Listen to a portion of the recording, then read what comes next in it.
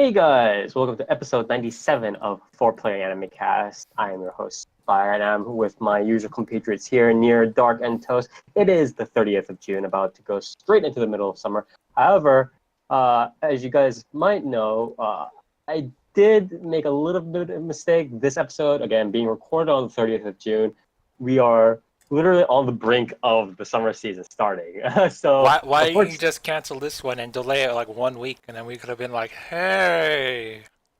Yeah, we could have. I Yeah, don't we know. would have been It's like, hey, only 2 episodes are out now anyway. yeah. I mean, that's my fault. I just fucked up the scheduling. But the point is, we ended up with this episode again. There are like 1 or 2 series out right now, but still. Nothing that I watched.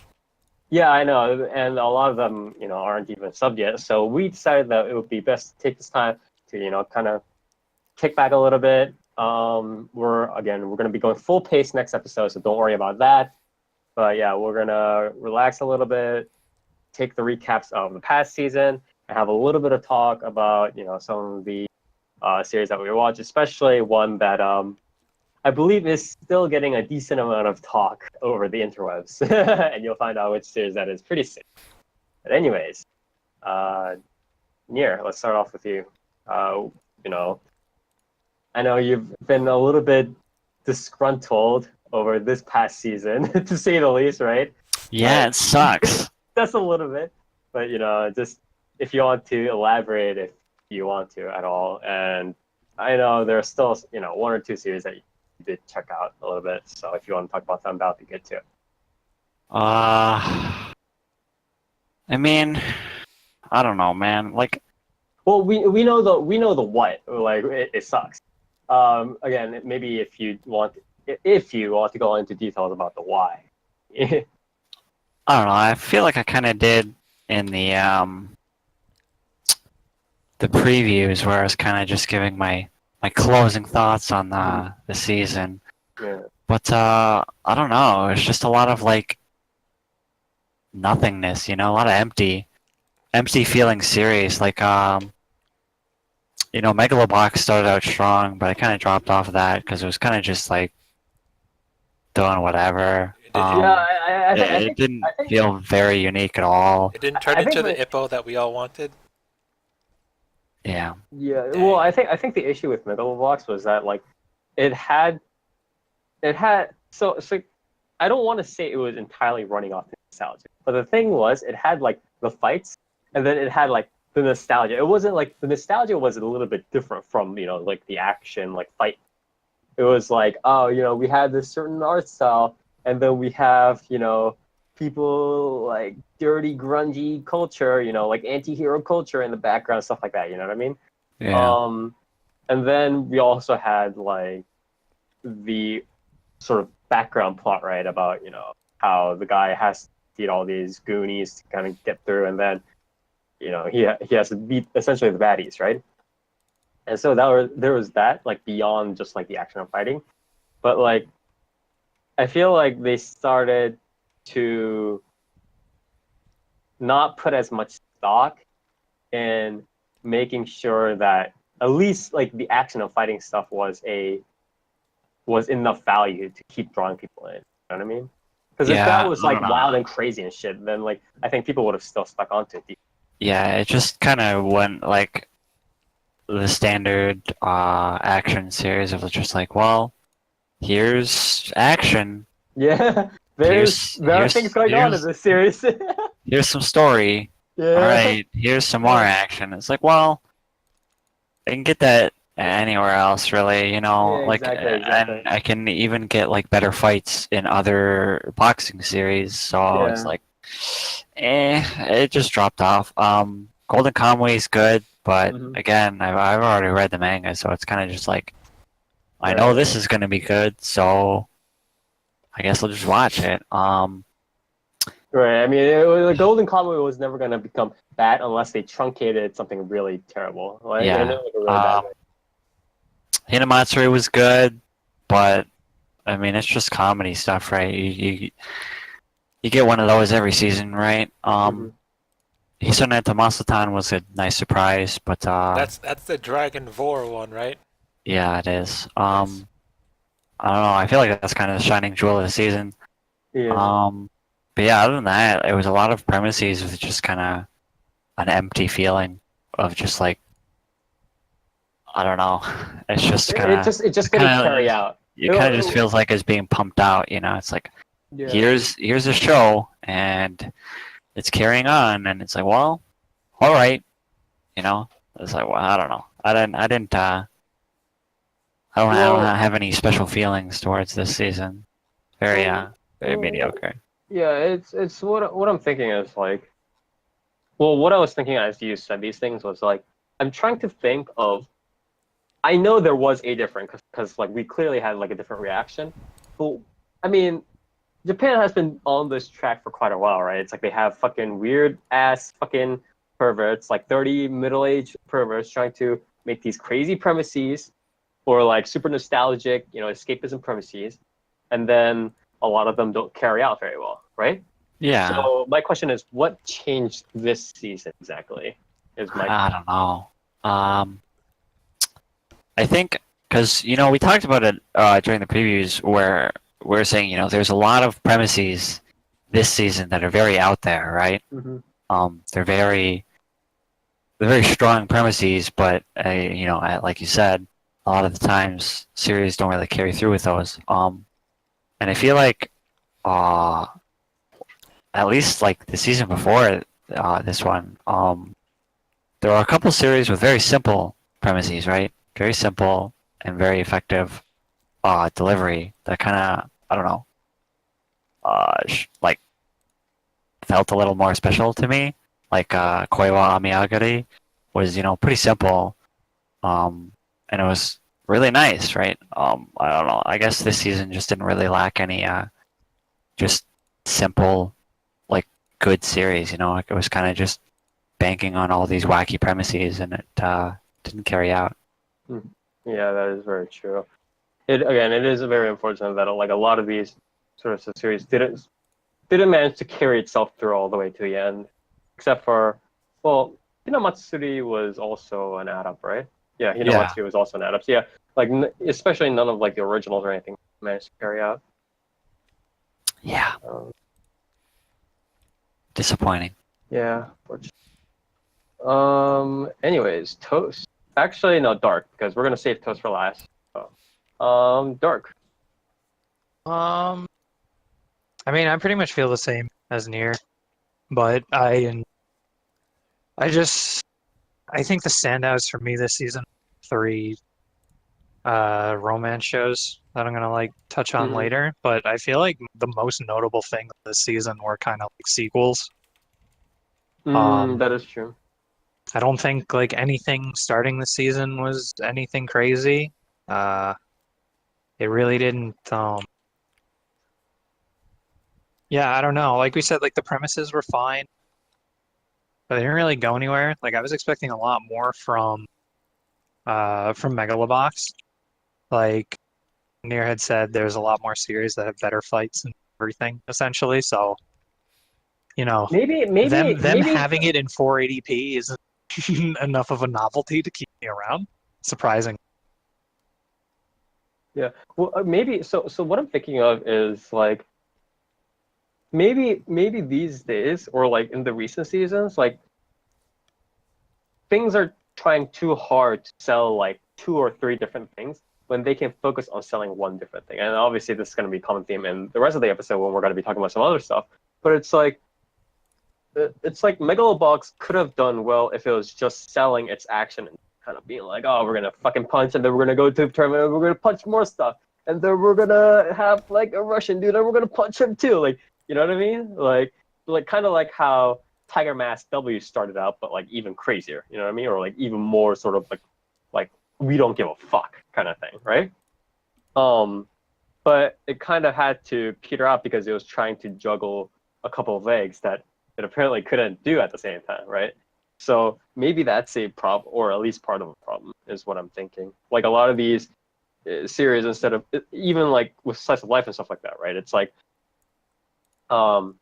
maybe they could focus more on the development if if their writers aren't as good with like the comedy, right? Stuff like that.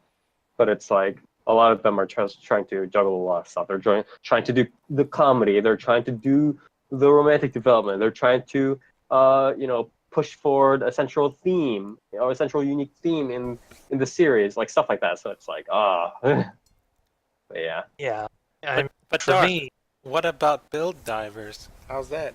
I mean, that was literally exactly what Spire just like touched on. Build Divers is not good because of that. It's trying to do the mecha thing, but then it's like, oh yeah, by the way, this is an MMO, but it's like barely even using that. Like, it may as well not be an MMO at this point. The only real thing they've done with the MMO so far is they're like, the villains are they're hackers and they're making bugs. That's an MMO thing, right? When I mean, you could just as easily have it in like a real world scenario and just say, oh, they're doing these things that's going to be like a world, they're going to cause like a world cataclysmic event or something. So there's really no point of them doing the MMO shit, and the trivia for the MMO stuff is like really basic and just Is it not like even there. is it like 90% of the time. PSO2 the animation level basic?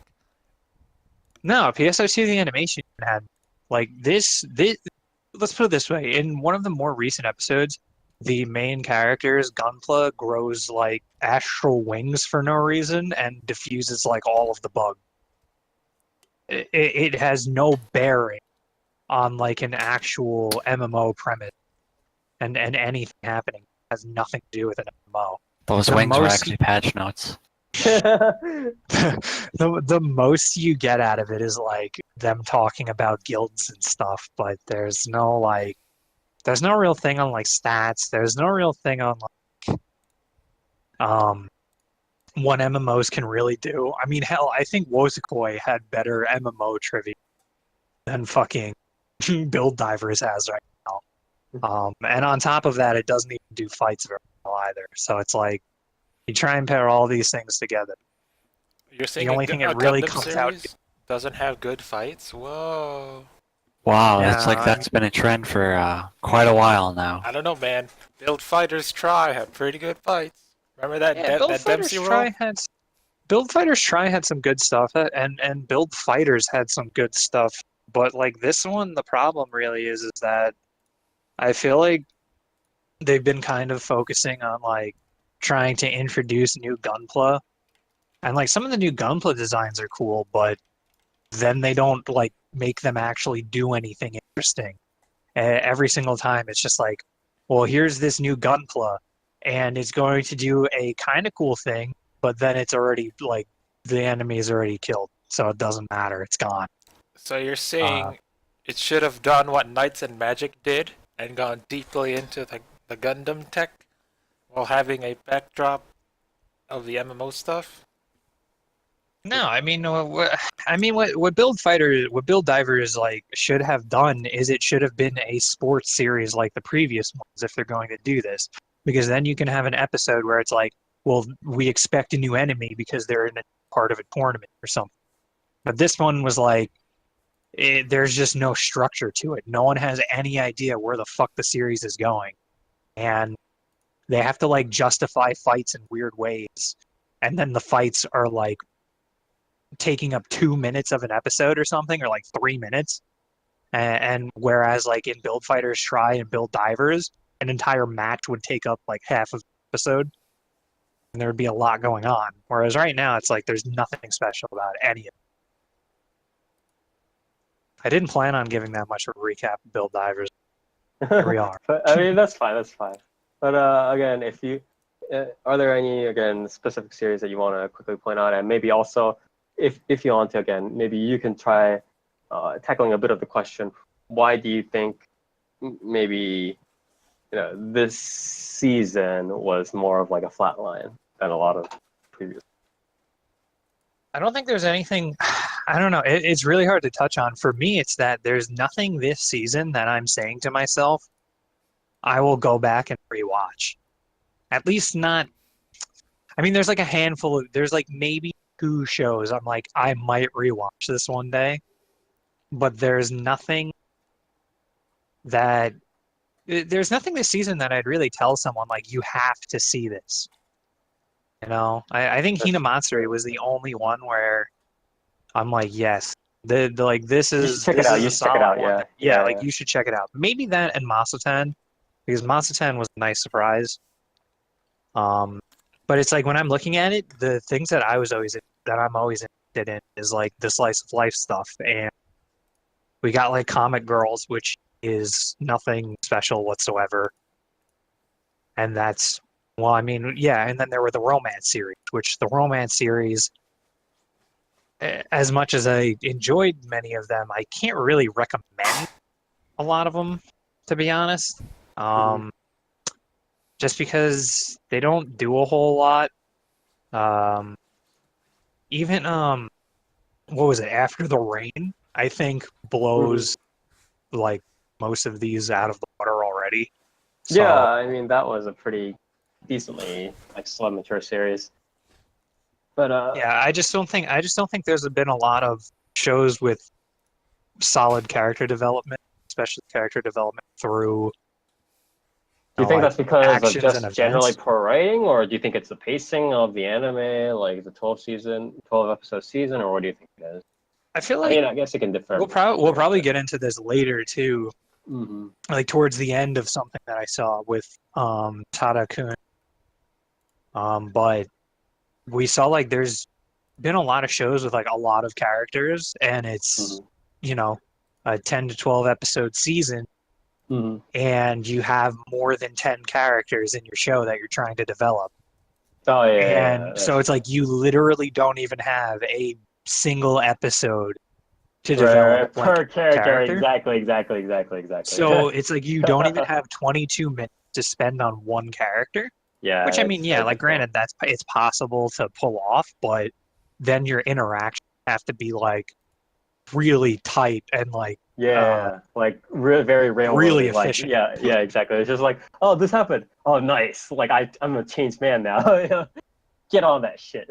I mean, yeah. Tada-kun kind of fell into that at certain points because it's like it doesn't have. I don't think it has technically more than 10 characters, but and especially since it's the pairings, but you don't really get a whole lot out of a lot of them, especially since like the main two character pairing, like the main two characters are supposed to be at the forefront. Mhm. So when you have a situation like that, then you have all the side casts, they might get an episode or two, like they might get an episode each, Mhm. but then the main pairing suffers, but then the main pairing is supposed to be the one that's like in the forefront. So it's a balancing act that I don't think many people are gonna really succeed like super well. Yeah, I mean, it is very, it is quite difficult. It's not some like walking the park like, oh, I could just go and do it myself. It's not like that. But I mean, at the end of the day, these are the standards, right?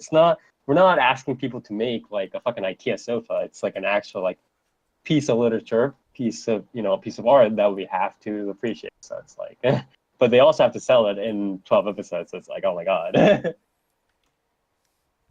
But anyways, yeah, thank you, Dark, for giving us the recap there. And last but definitely not least, Toast.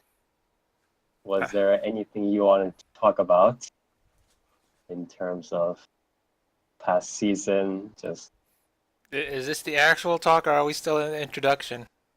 you can start off with a brief introduction and then go into Hello! what you want to talk about. I'm Toast. Yes, you are indeed Toast. I don't know. What do you want me to? What do you I want don't me to know. cover? Recap your thoughts on the season. Alright, this Like, season? three other people Alright. already have. This season? It was all right. It wasn't as bad as y'all are making it up to be. I mean, there were some pretty good shows in here. I don't think anyone has said like it's bad as in like, there is literally nothing. But there's like a handful of shows when like 50 came out that are worth watching. I also don't think we do have to be careful when we're saying like whatever bad stuff like that. It's like a lot of these shows just like aren't going. So it's not like terrible as in like these guys are just doing like like really stupid shit. It's more just like they're not impressive, right? Like which is you want a series to be impressive, right? It's like when you read a book, when you see a movie or whatever, you want it to impress you. You're not like, oh, that didn't impress me. Okay, and then right, it's like that sort of flies out of your mind after a while. So that's probably sort of what we're trying to get at more than. But yeah. Anyways, go on, Tess. Oh, I liked Uma Musume. That was good. Look good. The one horse girl that I liked didn't show up though, so I'll dock a point off for that. It was alright. I'll rate it 1 point higher than Concole. Okay. So a 1. I'll give it a 7. You gave Concole a 6? Concole is a 6. For What? those No, it makes sense because you see, he did say that he liked half of the episode, but not the other half. Oh my Yeah, god. Plus, 6 is above average, right? yeah. Maybe he liked like one more episode. The other point was for Tokitsukaze from the movie showing up. That was really good. That's not from the show, though. Oh, then I'll give it an extra point for the episode 6. Like this. One No, episode like was this. worth 2 points. All right. So at this point, we're at what? Is it an 8 now? We're just like No. You see, he took the point away for the Not adding up. but then he gave it another point for episode 6. Yeah, So we're still at a. So we're still at okay. we're still at 6. You know those like sometimes how shows have these little things where it's like instead of having like the text appear on the screen, it's like they have like the calculations like plus 100 and then minus 500. It's like there's like a sing like a register kind of thing and it like drops down to a certain number. It's like we're doing that shit right now. Oh my god. most of Uma Musume's points come from being an actual competent series that knows what it's doing. Unlike Concole. Even though all the characters are kinda they aren't as special as the ones in Concole, but what can you do? Also, Gun Gale, alternative Gun Gale Online, pretty good. It's rated at 7.24 on Mall. Mal Yes. manners. Yeah. What else did I watch? Maho Shoujo site, that one was okay. Yeah, well, put down. There I don't know about that. There wasn't enough Kizuna Ai for my liking though, so. That's the Yeah. important part, right? Yeah. Anyways. And shout out to Sosuke in Full Metal Panic Invisible Victory for stabbing a dude in the throat and not killing him. Don't worry, he missed his vitals. God damn it. I'm pretty sure the throat is only vitals. Don't worry, he missed the carotid artery. Yeah, God so damn now it. he just can't breathe or eat for the rest of his life. Who needs that? He was Oh like, my swear to me God. you'll never touch her again, and the dude's like, I swear, and then he ran away, so he's fine. He's not dead. How could he- How can he speak? It's the side of the throat. You can speak there. No, dude. Side of the throat. It's not. Not even it's like not, in the middle. No. It's not like one of those people that get cancer via tobacco and then they have to like he didn't speak with a slash box his off their windpipe. mouth. That's not how that works. He didn't slash Like his a- windpipe. It was a stab to the side of the throat. He's okay. Like a fucking surgeon? Like he like maneuvered around his major Don't you know arteries? Sosei Sugara is a highly trained assassin slash mercenary slash pilot slash. Yeah, I don't think assassins are typically trained how to not kill people. He's I'm a just master gonna guerrilla be- warfare. Don't you remember that one scene in Full Metal Panic where he ordered plain bread and he shot a gun at people? No, Also, Cutie Honey Universe, not as good as Cutie Honey Flash. I'll say that now. What else was there? I'm like running out. do you want to move on to your? Yeah, it must have been a great season. Yeah, That's it. Do you That's want it. to, yeah. All right. then do you want to So move on to your- overall, I'll give this season a 6 out of 10. just like Concole, huh? Just like Concole, yeah. That's fair telling, yeah. Anyways, Toast, you want to move on to sort of the main thing you wanted to discuss? No, regards to- it's not my turn yet, is it? No. Yes. No, it's your turn. That's why I put you Yeah. last. Well, why did what? Yeah, What happened to Oh, Dark's yeah. picture? I didn't put up Dark's picture this entire time. I'm gonna do that after. No, Don't worry about it. I'll you know what, Dark? I don't want to talk more than my allotted time. I will let you go first. Fuck's sake, that's Alright, not how Dark it works. already You would be recapped. Oh, You would be going first then. No, he wants me to. Well, I was gonna do small thing. yeah, go ahead. If yours is smaller than mine, I'll allow Dark you to just go go, first. Dark just go. Well, I don't know what you're, but fine. This will be pretty cool. So Yeah. I didn't mean anything dirty by that, by the way. Okay. I was thinking of giving a small recap of what I would say are the three major romance series this season. Oh. You might be asking yourself, weren't there more than that? And you'd be right, but I didn't watch those. And if I did, we're talking about one later. So what we have is one that I always forget. It's the beginning, but it's Bed and Breakfast Spirits. Never remember. Kakekyo, I think. Okay, no. Yeah. Was it fuck. Kakurio? Kakurio no Yadomeshi. Yes. Okay. So we have Kakurio. that one. Then we have Wotakoi. Mm-hmm. And then we have Tarakun. Yeah, whatever. I don't remember the rest of the title. Tarakun wa koyo shiranai, like Tarakun doesn't know how to love or something like that. Yeah. Wasn't that the one series where I was copying and pasting Death March stuff onto the characters? I think so. Yes. Nice. it very Okay, much I remember was. that one. So this is going to contain minor spoilers, except the only one that spoilers matter for is for Tarakun. But like we said, these series this season were pretty straightforward, so you could kind of guess exactly what happens anyway. Mm-hmm. So I think the major thing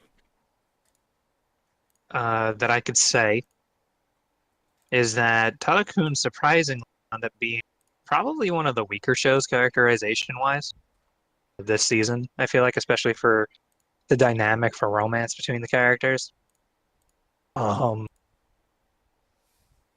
think Wotakoi was pretty good because it had good dynamics between the characters, because it was one of those series that I always talk about every time we discuss a romance series, in which we always see the beginning of the relationship, but we don't really see The after story.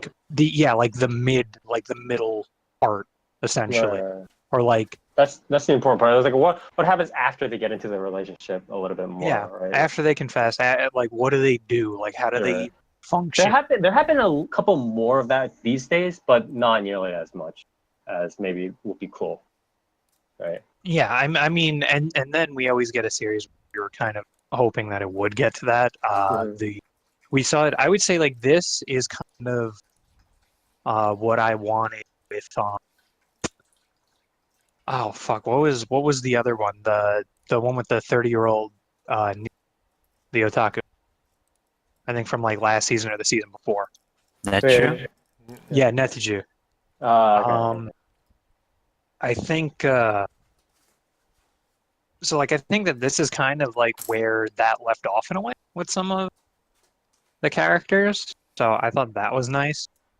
I do like how by the end of the first episode we're already in the relationship with the main characters and have the other two characters, the girl and the red-haired guy. Mhm. And I like how we do get contrast between the two relationships where the main characters are kind of standard. Well, not really standard. They're more conservative, I guess, with their feelings towards each other and everything. Right. I mean, it's a lot more slower. Like, I don't want to say like. I mean, I guess it is more real in terms of like how the pacing goes, right? Well, yeah, Or more because real-time. they just started their relationship. They Yeah, just decided to like try and make this a thing. Right.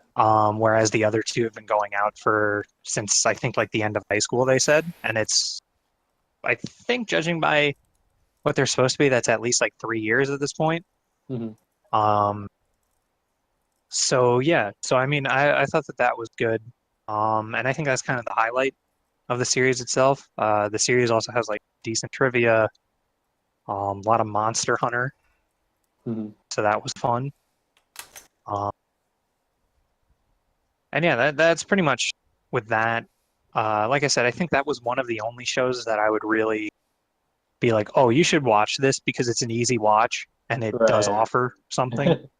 And since it's more episodic, it's not like it doesn't feel like you're building up with like this drama and trying to like get to a resolution. Right. Like it's like oh, these pairings are gonna happen. Like it's not like that sort of thing. And then yeah, so moving on, I think bed and breakfast I should probably cover a little bit next. What's your favorite breakfast, Jar? My favorite, I actually don't eat breakfast though. That's not good for your body. Recently, yeah, but I have a protein shake, so it's all good, man. It's all good. Sometimes I get McDonald's breakfast when I'm feeling real unhealthy. I like the pancakes When there. I like the bacon, egg, and cheese biscuit. You know? Well, now we have to fight. Anyways, keep going. Anywho, um, so deceptively enough, I wasn't actually going to watch Bed and Breakfast, but because it looked like a Fujo bait show, I was like, oh, I don't really want to watch that. Mhm. But then I was like, you know what? There's nothing else to. I may as well. Might as well, yeah. So I started it, and to my surprise, though it is still as said, though I'm be honest with you, I'm not really sure exactly how to classify this. I wouldn't classify it as Fujo. I guess I would say it's kind of Otome, but it's not really. It's Otome in the sense that there are multiple male characters that she helps in it, but she helps an equal number of female characters as well. So I'm kind of like, I mean, the structure is otome, but look, it's like it's not as like hammed up where it's like depending on what they do. I mean, I don't necessarily consider otome to be like some sort of inherently negative thing. Just as I don't consider harem to be an inherently negative thing, right? It's like so. I would think like, I mean, again, it's at the end of the day, it's like a tool, right? So it's like if the author takes the otome like genre or the otome like tools and just like wax the viewer over the head with it, like, oh man, these guys are super cool and they're fucking macking with the main girl, then it's like another one story, right? and that's the reason why I'm like conflicted at saying that. Not so much as that it might have a negative connotation. It was just more of that there's really no romance between the other male characters and the female lead. The only romance is between her and that's actually one of the reasons why I kind of like it. Because it's not even like a reverse harem situation. It's more of the only reason why she really interacts with a lot of these characters is working in the same place as them. And so they wind up like their jobs wind up crossing paths based on like what positions they're in. So that's like more natural than like the characters just kind of being forced to meet and it's like throwing them in weird situations or something. So I think it finds a good balance there between that and romance and like actual like romance between her and the Oni. I think as far as pacing goes, it's pretty solid too, just because it's 24 or it's like 24 or like 26 episodes. And so we're only halfway through right now. And they've already covered most of the characters. Like they get their own like episode, like I was saying before. But there's enough time to do that, and then to also have them sort of be apparent in the other episodes after that. Right. So you have your general like a character will get developed one episode, and then you're like, okay, so I know who this character is. Then they'll show up in smaller roles in further episodes. Right. So there's like a decent amount of continuity, and it's that like it doesn't seem like they're just kind of like pushing people aside, like after after they get their mini arc. Yeah, because it's like you saw the characters in the beginning, and you kind of know who's there because they're all working at the same place. So it's not like new people just get added. But you're kind of just sitting there like, I wonder when we're gonna know a little bit more about this person. Mm-hmm. And then you do, and then they're more apparent because you don't need to know as much for them to have like a more like effective role in an episode. Like you already kind of know how they are, so less is more in that sense.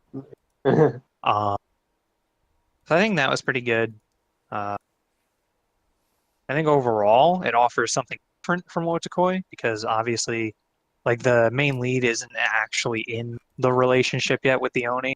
She's kind of reluctant to do it just because she's essentially had like an arranged marriage with him at this point because of granddad's debt. So I think that's kind of an interesting dynamic where it's like she's working off the debt, but at the same time, like they're both kind of actually falling in love with each other, which I think is nice. So that's a pretty good dynamic, and we're getting so this is sort of like the actual pre-relationship thing that we were talking about earlier. So we're gonna have a lot of that. It's quite long. And then another show that you also watch, Spire, that covers that sort of pre-relationship situation was Tadak. Right. Tadakun is much more like how do you say it? It's like it's much less directed. I think that's the best way to say it, though. In terms of like where I mean, in terms of like where it has to go, like it's not like the writing definitely isn't pressing it as much forward. Strange. I would say, and the reason why I'm closing with this one out of all three is because it kind of has two major factors from the other two series in which it has the sort of pre-relationship status of the two main characters, but then it also has the side pairing that are also have now I don't think the series did the side pairings all that effective, save for the glasses girl, the glasses guy. I think that their pairing was pretty fleshed out because they had, I think, 2 episodes or something for themselves. And they had a lot of development in between as well, and a lot of backstory to their relationship. But I think a real problem with the series was kind of how sort of, I want to say episodic it was. Like you said, like they weren't really pushing anything forward, but the problem is that when they're not doing that, that means that we really didn't get a whole lot between the main characters of Tada and Elizabeth, even though they were the main pairing. Right. So, what did you think of how they balanced the side relationships or lack thereof? Yeah, I mean, the issue is it's like they always wanted to bring back this idea of like the rule they won't thing in the background, like regardless of. So it's like even as sort of the side relationships were going on, there was always like the tension that wasn't even like necessarily related to the couple. It was more like, it was kind of like this is happening, but you know what I mean? It's like, but what about sort of the main couple kind of thing, right? So I felt a lot of that whenever the romance backbone of this series came up a little bit more. So that was a little bit, I wouldn't say strange to me necessarily, but that was more of a thing I felt at Tadakun than I did in other recent series. In terms of the balance, I mean, I thought it was the issue is it's like it was harder for the other characters to balance, but it was also mainly because of like how the series kind of slowed out everything, because it kind of wanted that sort of non-Biori atmospheric like porn kind of thing, right? It's like sort of atmospheric tension, not tension, but like this value, this sort of like euphoria that people get. It's like, oh, it's so peaceful, stuff like that, right? It wanted to balance that out along with, again, the romance backplot, and that sort of also affected how much character development they could put in. So I think that was part of it. You know what I mean? I think, and this is a I mean, it's a major spoiler, but you know where the show is fucking going anyway. Is that they introduce Elizabeth as like, I think it's like 5 episodes in or something. You find out that she's like the princess of a country, and she's It's in like Luxembourg or something? engaged to Luxembourg, and she's engaged to the prince. Yeah. And like the prince shows up, and he's an alright, like he's a nice guy. Like it's not like he's an attack. Yeah, but I mean, he was made to be like to make people jealous. Well, yeah, like he was there to make people jealous, but at the same time, you're like, yeah, but he's like completely all right. Like he's not flaunting anything, and he's just there, like being a fine person. Right. But it was super weird because that's introduced so early, and you're like, so this series is only going 2 ways, right? Like it's a 50-50 shot. It's either Tadakun and Elizabeth get together or don't. But how the fuck is that going to happen engaged? The only way is if he breaks it off, and like, yeah, exactly. That's kind of hard to justify. Well, I mean, it's been justified, but yeah, it is definitely it's oftentimes done, or most of the times it's done, but it's also most of the times it's an asshole, right? It's like, fuck the government, you're coming with me, blah blah blah, and then they bike across the fucking farmland, right? It's like that sort of thing. Well, the thing is, like, since he's not an asshole, like, you can't even really do that. Like, oh, let's run away together. It's like, well, what is she running away from? Like this Right, person exactly. she's known since she was a kid anyway. Right, exactly. So spoiler alert here. He does break it off, and the resolution is literally during the credits on the final episode. And it was really weirdly paced with that. Like it was kind of rushed. But the build up to it was pretty okay. Like kind of knew that it was going to happen because the entire time you're kind of like sweating, like sitting there like, oh man, like what's going to happen from the middle of like episode 5. I think the tone of the series made it so that it wouldn't be a bittersweet like series like that, but it was a very. I haven't seen the ending yet, but from what you said, it seems like a pretty like they milked it decently. They weren't just like, yeah, well, fuck it. By the way, there's a hint at the end. You know what I mean? It's not like that. Yeah, no. There's full resolution. There's like it's a full wrap up. I think it's a perfectly fine ending. I think it's just like it's really weird that they introduced it so early on, that this concept of like they really can't be together. But I do think that they pulled it off nicely, especially with the build up to why they would wind up being together. Yeah, that's the important part. I mean, this pacing, like, does it get resolved in the end? Like, of course it does. It's like how this shit works. But it's like the why is the important part, right? It's like justifying everything that led up there from a relatively perfectly normal, school to suddenly breaking up the relationship with, the royalty of Luxembourg kind of stuff, right? And it wasn't like, and it was nice because, like it wasn't like a malicious one or like a fucking run away together kind of thing. It was that like both parties essentially were like, we can't do this for obvious reasons. And it was like, well, what are the reasons? The last 11 episodes of the show. Yeah, exactly. But yeah, anyways, do you have any last words for Sears and the other one?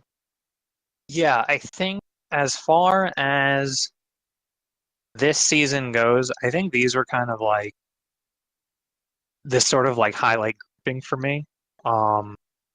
Obviously, the other shows we mentioned earlier that were like kind of the notable ones, I kept up with and I really like, and I think that those I would recommend to people.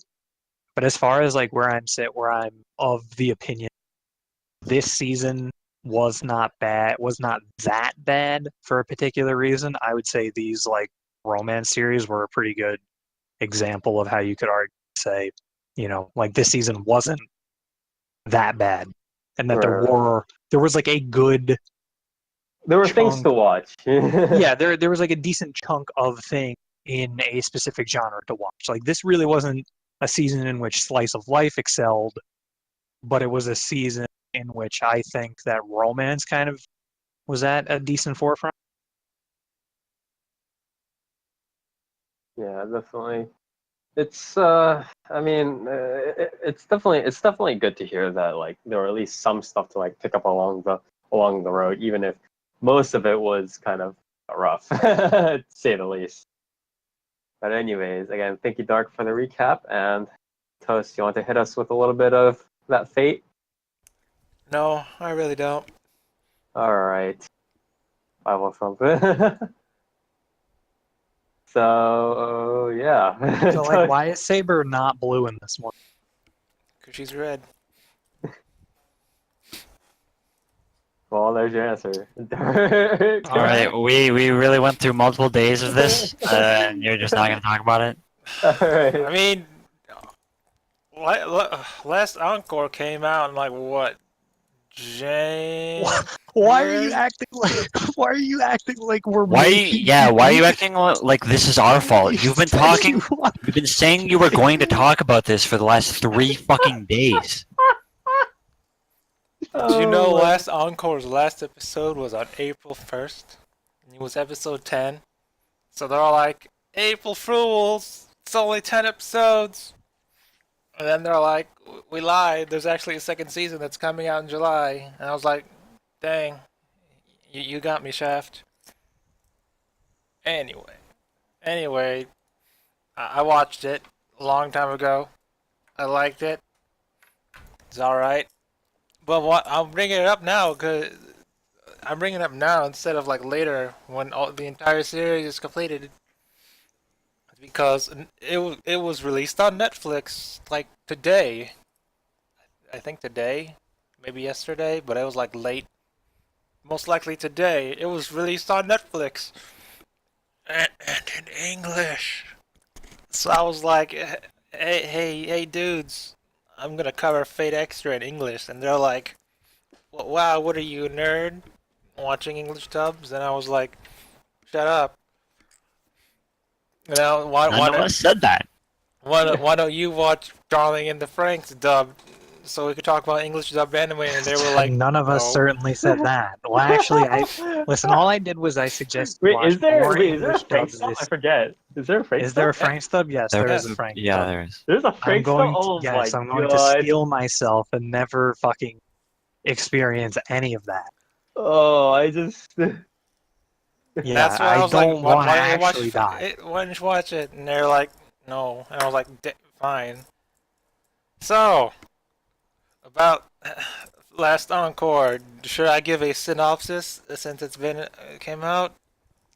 Do you want me to give a synopsis? Brief, yeah. Do whatever you want, Toast.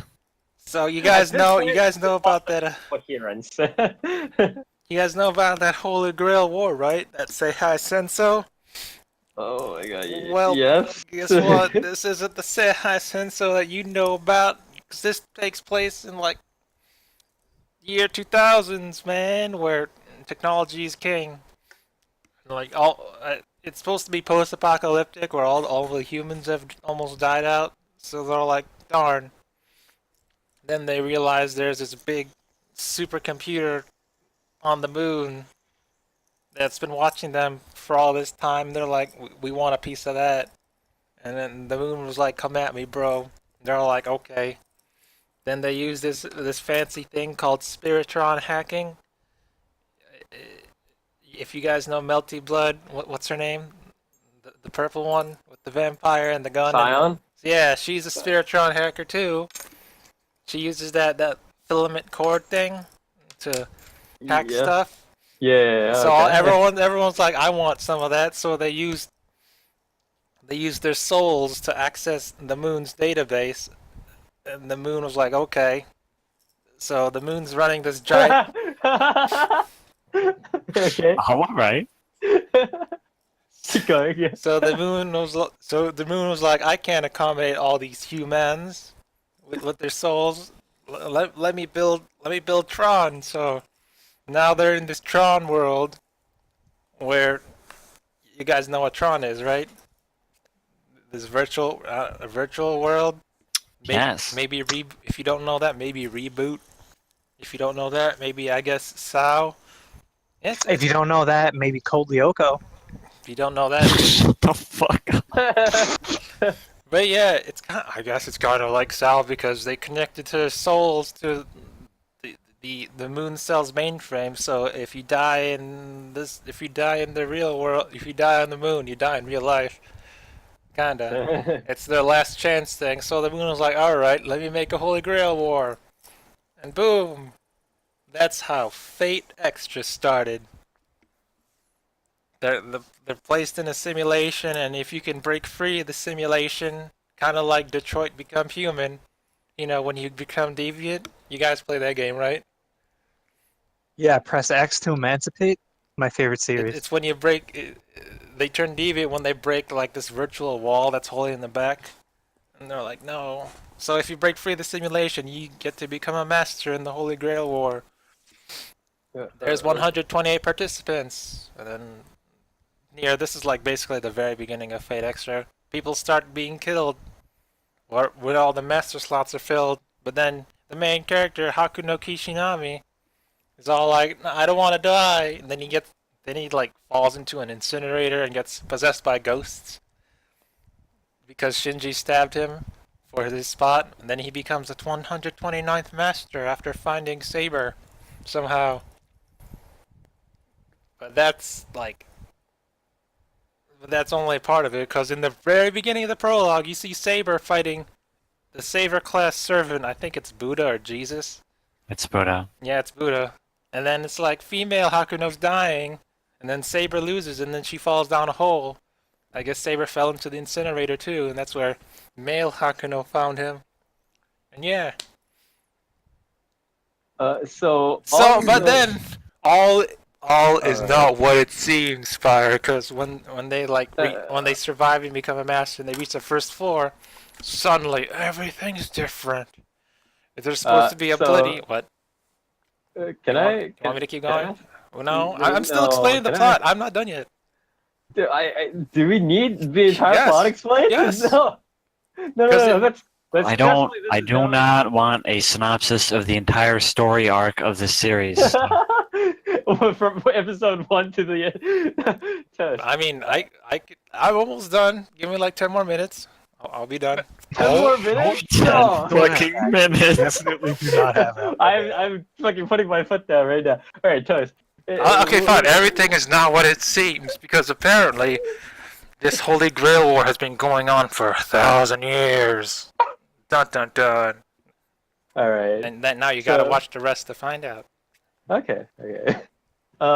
So what I kind of want to talk about was you said that you watched the dubs, right? Yeah, because English dubs are superior.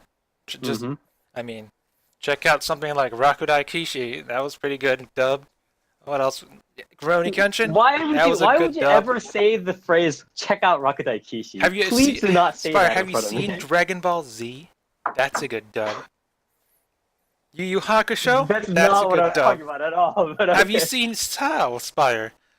Excluding that's not a good dub. Bryce Papenbrook, I think Sao had a very good dub.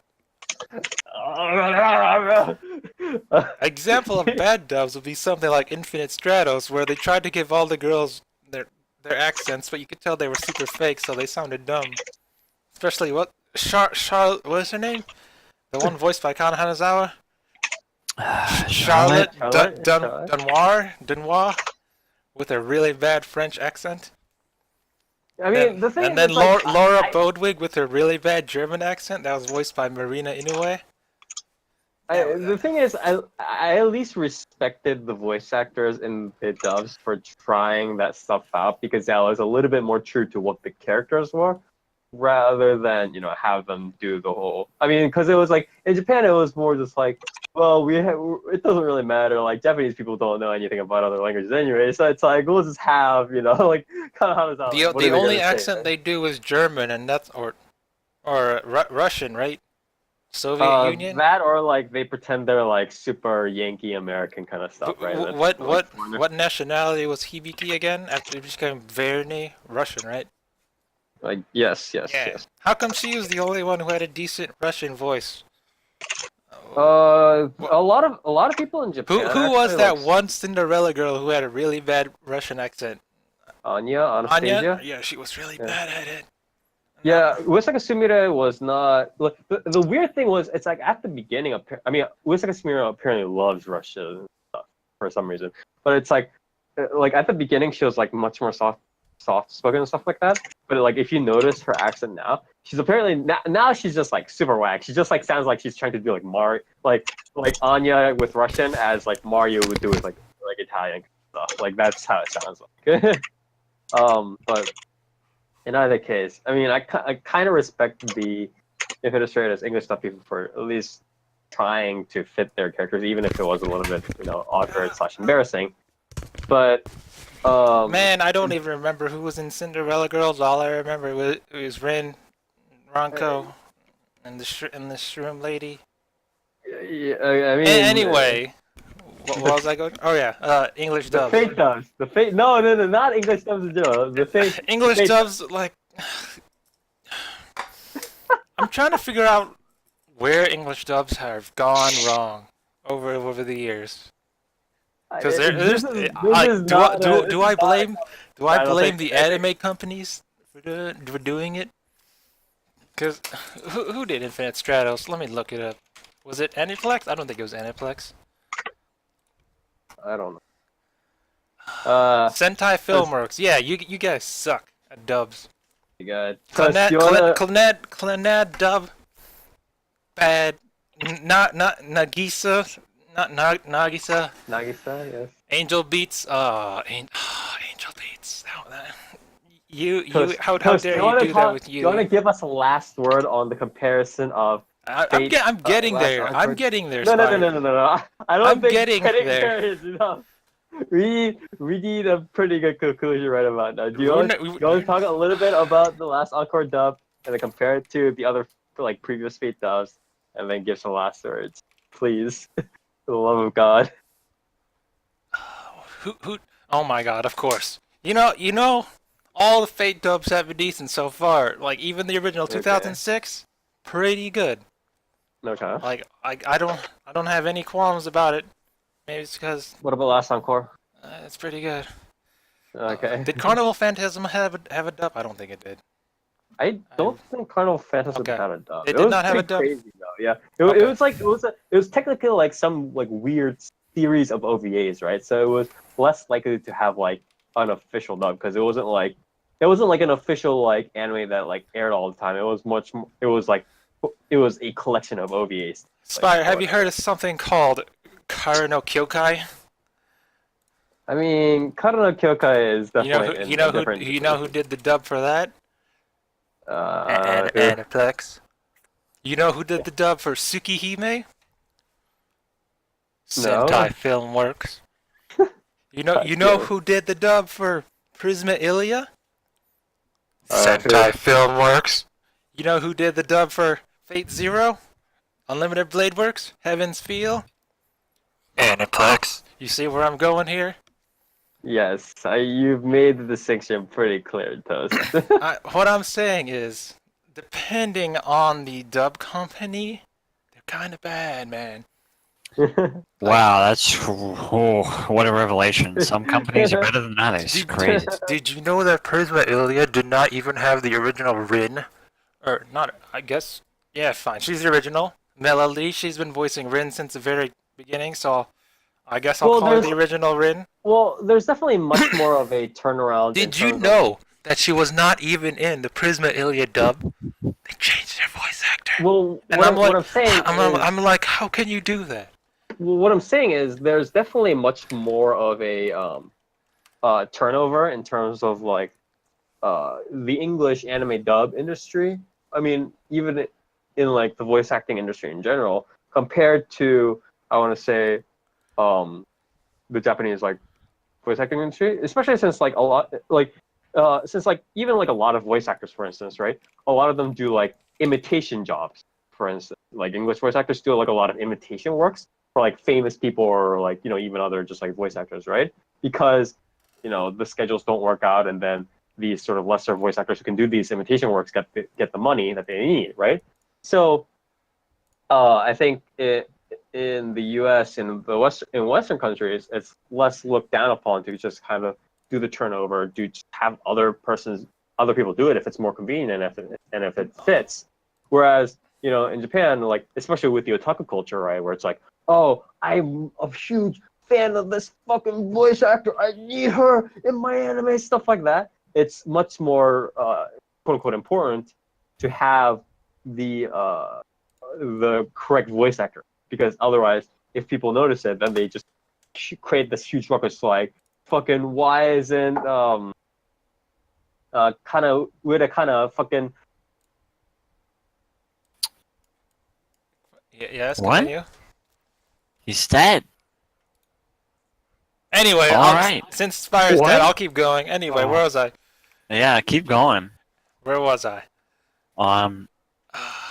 Something about Aniplex. Oh yeah, Aniplex, you're all right in my book. I mean, if I had to pick a company that does decent dubs, like amongst who else does dubs? Aniplex, Sentai Funimation. Filmworks, Funimation. Does Crunchyroll have their own dub? No, right? Oh, they were partnered with Funimation, remember? Yeah, okay. No, there was a who does Fooly Cooly?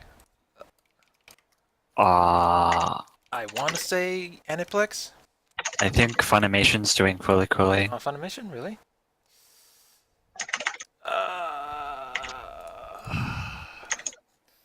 Yeah, Funimation. Okay. Yeah. I kind of have to pick Aniplex as having the most like varied cast, Well, they have the most money. and thus the best like dubbing company around. Like Funimation, I think Funimation is kind of overrated. Because Funimation does Dragon Ball and all our iconic voices, but I watched the One Piece dub. And I'm like, hey, that's Sanji, that's Trunks, and hey Zoro, that's Piccolo / Vegeta. Yeah, I mean, Funimation has like 10 voice actors Yeah. at their company, so I mean, they're good. They you can know do their role. they're good voice actors, and But people like them for their roles. But when you they're overused. if you're the kind of person who watches anime like dubbed preferred, there's I don't see how there's any way where you can watch Funimation series and be like, yes, all these characters are unique and fresh and like stuff like that, because they're all voiced by the same people. I don't know. Like, I don't know. Whatever. Yeah. Anyway, where am I going with this? Sentai Filmworks. What's your deal? What is your deal? Cynthia Martinez? You don't do a very good Ilya. You sound... You're not good. Wow. You're not good as an Ilya. No, this was the call out section. Like, who does the Ilya voice? Did you know when I watched Heaven's Field dub, there was this like 15-minute like extra part before the movie started where all the voice actors were like, "Hey, it's me, the voice behind this. Let me tell you about my connection to the Fate series and all that." And that was good. They did that in theaters? Yeah, right before That's the movie weird. started. Yeah, it's really weird. Right, it was pretty endearing because they were all like, I love the Fate series. This is my character," and it showed them like forming a bond with the character. The guy who did Archer, especially, I don't remember his name. Let me check. It's not Liam O'Brien. I mean, just because I like personally, I don't like English subs, but it's never been the Kaiji case of like, Tang? Yeah. You know what he said? He said that dude was like, I read the original Fate series or the Fate visual novel when it first came out, and it's an honor for me to like it's a fan's honor for me to voice Archer, and I was like, good for you, dude. Good for you. You know the series. Congrats on not being a secondary. Yeah, good for you. And then let's see, Melanie, she's like I said earlier, she's been voicing Rin since like the OG days, and she's like, I'm happy to be Rin again, and everyone's like, yeah, good for you. Saber Kari Walgren since Fate Zero. That's what. When did Fate Zero come out? 2011. 7 years. I'll give it to you. I will give it to you as Saber. Okay. She's a good saber, although I don't like Rin's voice. Even if she has been a voice for a long time. I can't say like anything more because I'm used to it. Because she's the one who's been most consistent throughout the years. So I'm not gonna falter on that. I mean, props to them keeping the voice consistent, but like I'm not a fan. That's fine.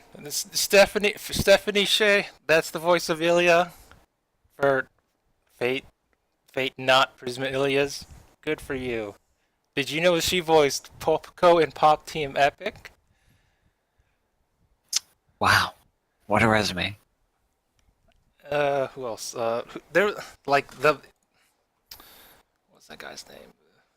The guy who voices Lancer, Tony Oliver. He's actually the English voice director, so he's basically the dubber for all of Heaven's Feel. And he was The all dub like, master. yeah, he's the dub master. He's like, hey, it's me, Tony Oliver. I'm Lancer. You can hear my voice.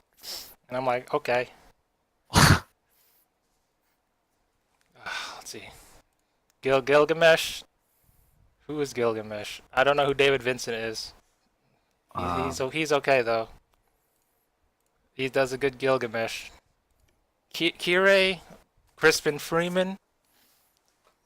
It's a classic. You know, I don't say anything more. I will point out, however, that in Last Encore, Crispin Freeman does not voice Kyrie in the first episode. Probably because he's too expensive. Probably. And Kyrie only shows up for like 5 minutes. Do as in like as the narrator, so whatever. But yeah, They do that. He's in the church. What are you talking about? No, he was like, the Holy Grail War started. 128 masters spots are taken. Oh, in Encore, yeah. Yeah. And then later he's like, up in the beginning. he shows up maybe 10 seconds at the end. He's like, the 129th master has been found. A miracle has been performed. Therefore, I don't need to be here anymore. So he just dies. Just like disintegrates for no reason. They even brought back what's her face, Kompa's voice actor, from the Nep series. She's there. They brought back Sakura's voice actor for one episode. Yeah. So what was I talking about? Oh yeah, Bryce Papenbrook Ishiro. Now I don't know about you guys, but I really don't like Bryce Papenbrook Ishiro. dude, I literally have a Bryce Papenbrook tattoo. How dare you? I mean, he's fine as Kirito, sure.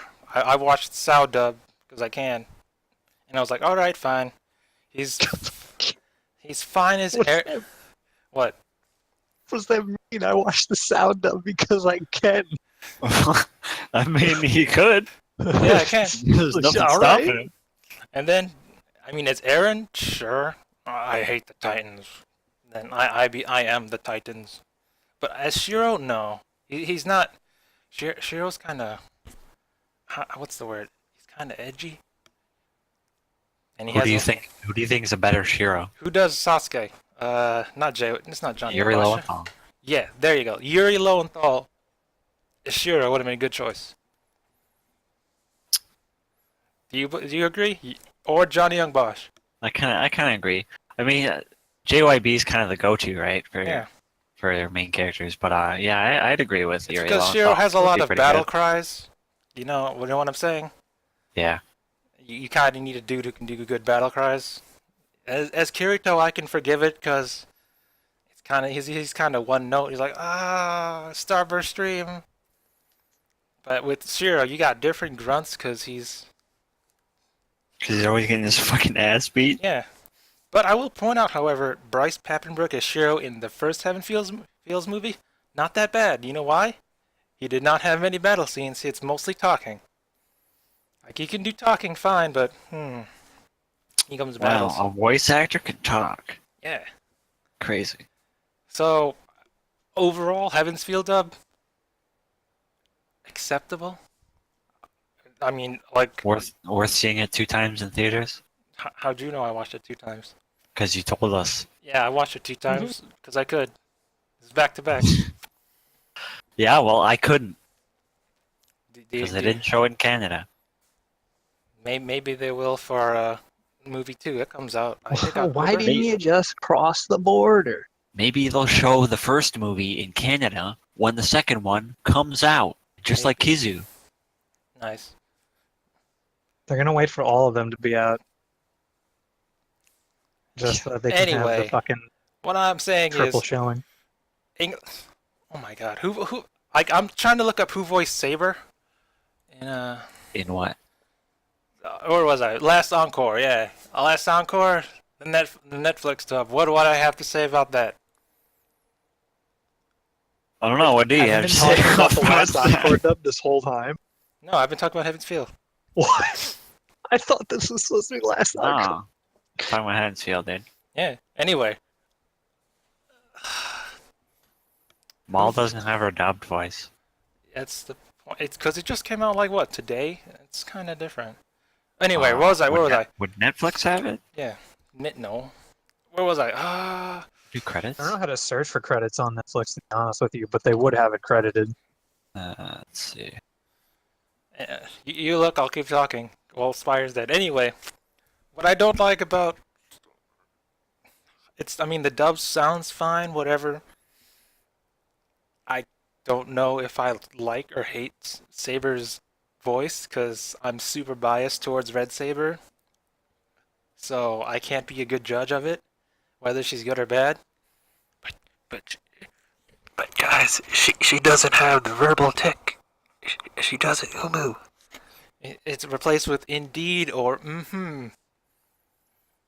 I mean, do you really want to sing Yes. umu in English? Yes. I don't know, dude. Ham it up. Give me the sweet stuff. You know what I'm saying? Yeah, hello, fellow otaku. Hello. Am I right? I mean, I would have credited her for trying. Yeah, even Netflix doesn't have the English dubbed cast. At least not easily Episode. accessible. Yeah. I accidentally clicked on the trailer. I don't want to watch that. Yes, you do. It's pretty good. I don't want to watch the English dub. Why not? Netflix defaults to Japanese. Of course Pretty it sure. does. Not for me, it didn't. Of course it Tell you does. that much. I for sure heard English right there. Strange. I mean, you guys all know what Red Saber sounds like, right? Sakura Tonge, she. Yeah. If I had to put into words, she's a super haughty princess type. Not really fitting of an emperor because she sounds really young, but she's also really good. If you know what I'm saying. She's kind of, but with the English dub, it's kind of, they have to have a different feel. It's not as good. She still sounds haughty. It's okay.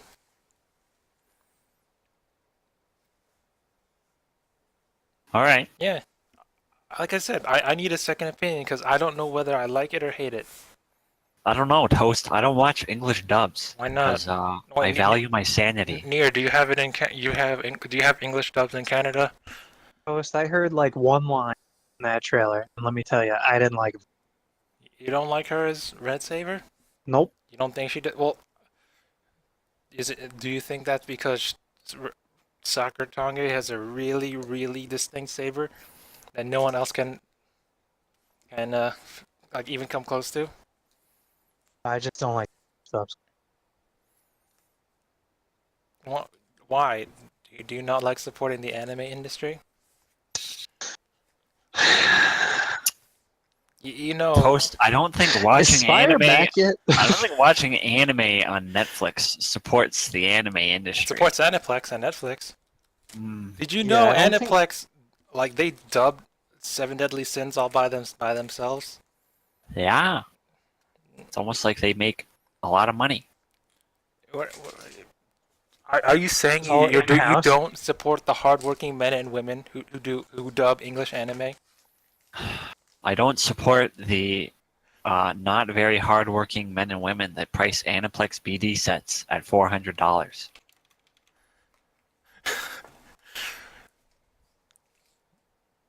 Where's Spire? But near. Where is Spire? Anyway, did you know that the English dubs for Fate Last Encore and the English subs are completely different? Yeah, Netflix does that every time. Like, if I had to compare it to something, the English subs for like what they do on Netflix, they're pretty precise. You know, they're pretty much a one-for-one literal translation of the Japanese dialogue. Like even the subs have umu in there, which is just a verbal tick that no one should understand, but it's in there in the subs. People know what they want. Shoutouts to what's her name? Rika Takahashi, I think, who's credited for the subs. Good job. You know what we want. Even Yeah, you know what I want? I want Netflix to get a font that isn't fucking terrible for their subs. That would be nice. even then, there's some sort of weird liberties taken between Netflix's English dub and subs, because I put them on both at the same time to compare, and I'm reading the English subs, but then what I hear from the English dub, it's different. It's weird. Like Yeah, Netflix does that. They Souls. if you go and watch Inuyasha, which I was doing not too long ago, and you put it on dubbed, and then you put the subs on, they're completely different. It's not. It's Oh, wait. they It's they not. translate the Japanese as the subs, and then they just throw the English dub in. Isn't that Ocean dub though, or whatever that did Inuyasha? Huh? Is it a different dub than the original for Inuyasha? No, it's the original dub. Oh, then okay. But like, it's Netflix doing the Japanese translation as the subs. They're not. I mean, that's fine, I guess.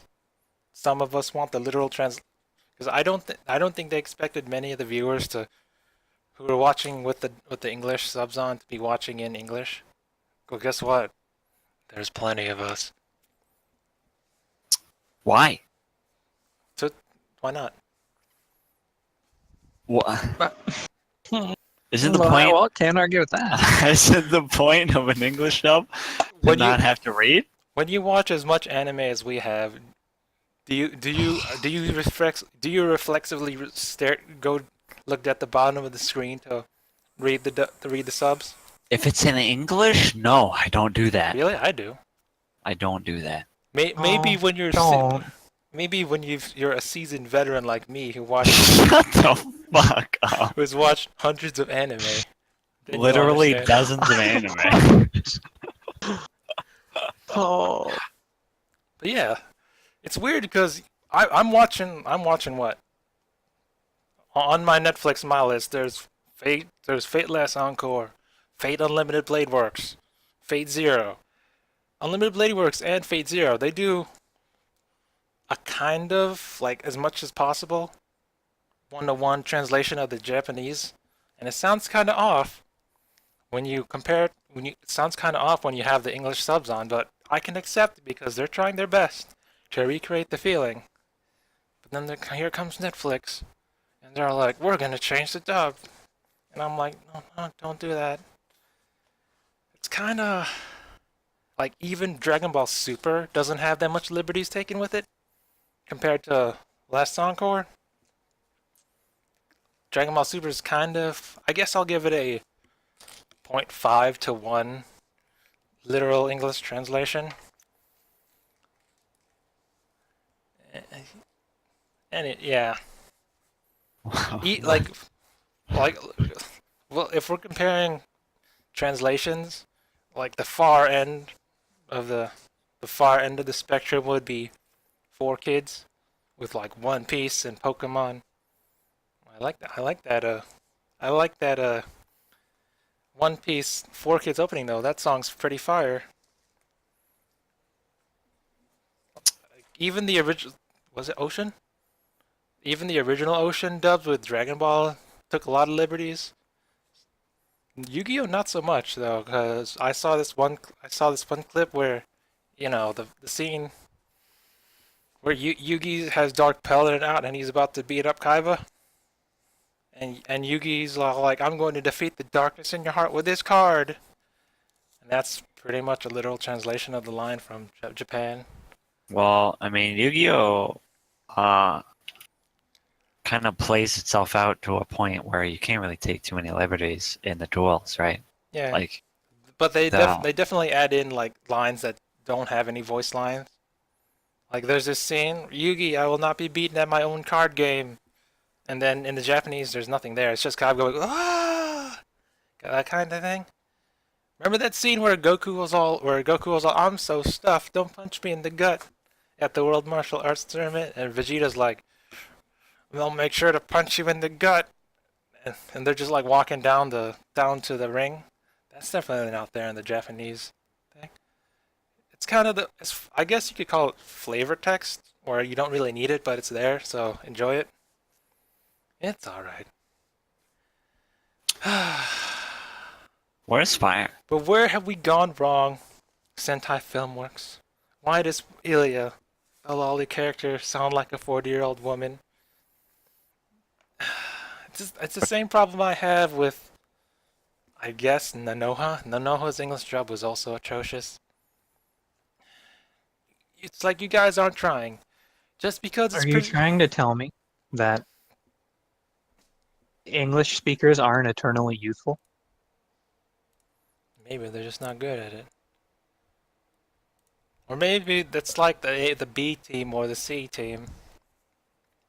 Where they're like, hey, this series, Nanoha, it's not that good. Just throw it out there. Guess what? Nanoha's actually pretty popular. I guess maybe it's because Prisma Ilya is one of those side series. They're all like, eh. Or Sentai Filmworks is like, please, Aniplex-san, can we have this one? Onegai. Aniplex is like, well, Prisma Ilya is just a parallel world series, isekai series in a way. You can have it. And they're like, thanks, but then they flubbed it up. But Prisma Ilya isn't that simple, man. It has what, three seasons? Yes, 3 seasons? And a movie? Oh, Thunder Snow was pretty fire, by the way. Like, how can you do that? Please don't mess up the Oh Thunder Snow. I like that movie.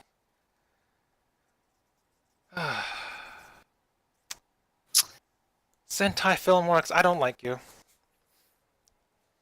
You know what I don't like right now? What? Spire. What? Spire is the Sentai Filmworks of this podcast right now. Yeah. Really grinds my gears. What else did Sentai Filmworks do? They've done I'm trying to find out like a very large amount of things. Oh god, Sentai Filmworks does Made in Abyss. Danmachi. Akame ga Kill. Sentai Filmworks is pretty much I guess everything that Funimation doesn't do, really. Or Aniplex. Well, Aniplex's umbrella isn't very big. Like they they've got their series and they hold on to them pretty tightly. But the series that they do have, they're pretty big money makers. So Did you? Yeah, like Nisekoi. That's really there. Persona. yeah, Madoka. Rurouni Kenshin. Oh snap! Wait. Studio Gallop and Studio Dean for Rurouni Kenshin. What is this?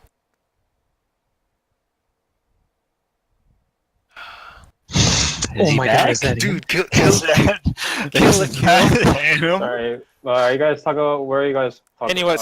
Spire. Are you guys still talking about the dubs? Anyway, What are we supposed to do? What are we supposed to do, dude? Start the Alright. fucking Franxx we Spire. You're the mediator, man. I love you guys. Okay, Spire. Alright, let's Spire. shut Let the fuck up. Spire. Let me let's- recap what let's we move went on. over, so you. No, We're- we're not we're the- recapping anything. Spire. We're not recapping Spire. Who anything. do you think is the worst dubber company of all? No, of all time? we're not recapping anything. We're Spire, moving on. what's your favorite dub?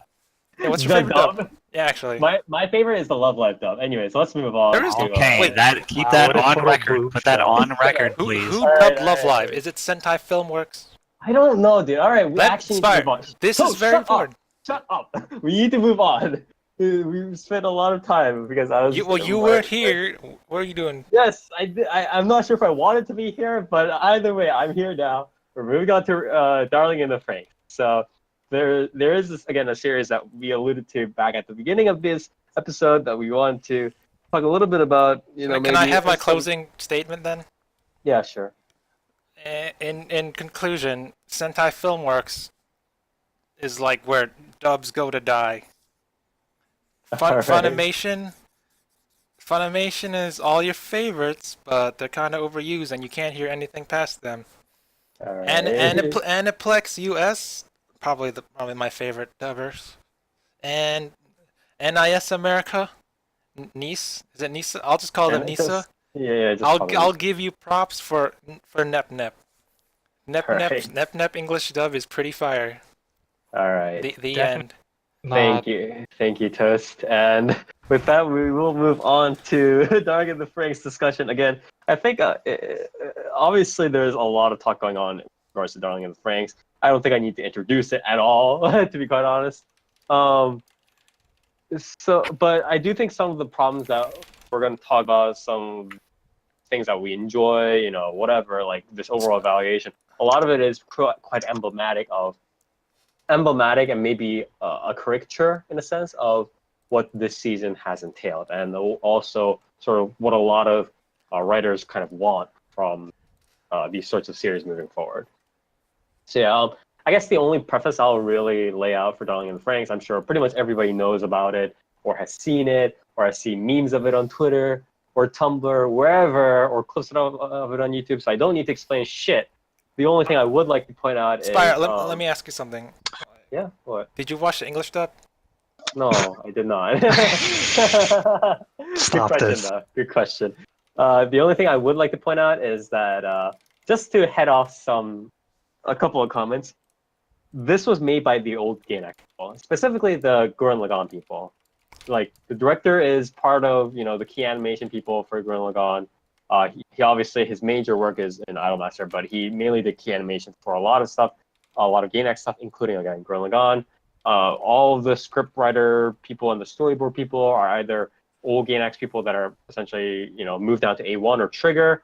In fact, one of the people that wrote one of the episodes, like screenplays, was one of the founders of Trigger. So please do not give us any of this shit about, oh, it was A1's fault, because it's really not.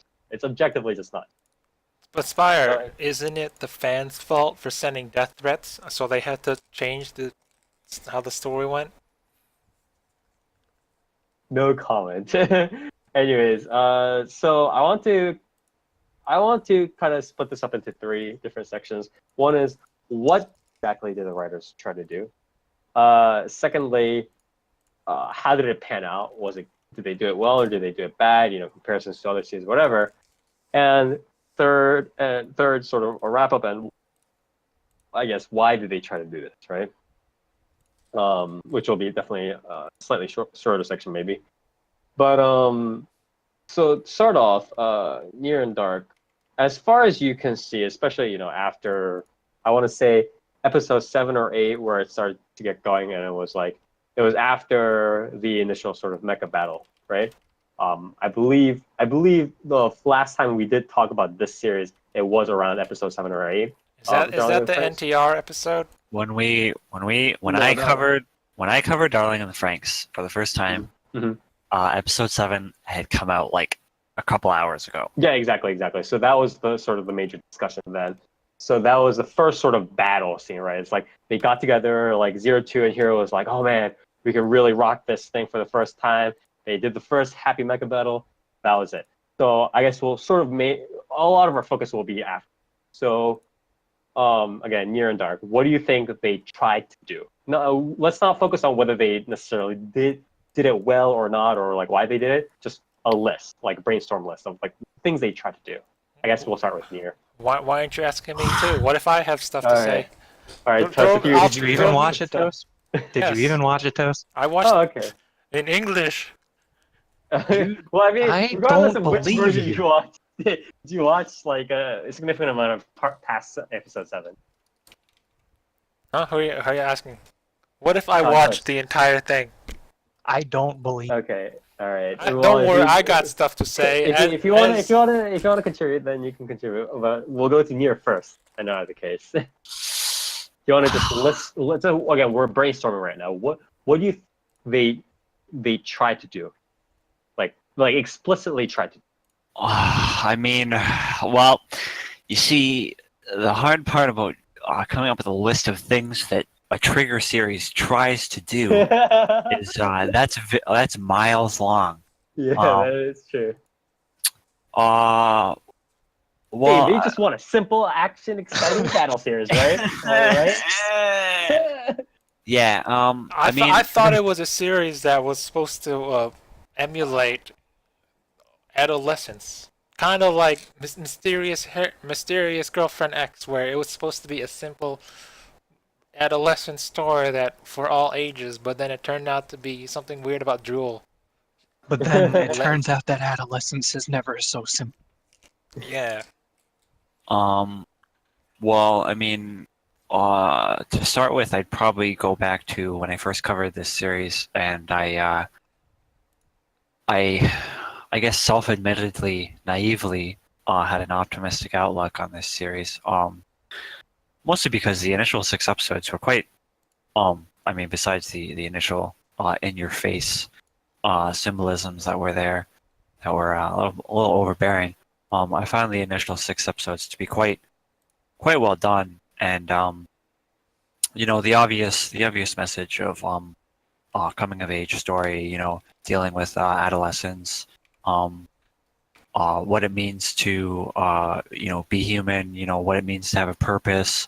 There's a whole bunch of themes that were presented just in the initial 6 episodes, and I think a lot of those themes carried over throughout the entire series. Do you think it's again? Let's not get too big into whether they did it well or not. But do you think they were explicitly aiming for like what it necessarily means to be human, or do you think they were focusing a little bit more on just like contrast between like human having like relationships versus kind of aiming for that sort of hedonistic like, oh, as long as I'm happy, or as long as I'm happy and peaceful, not like not like messing with like anybody else, then it's all fine.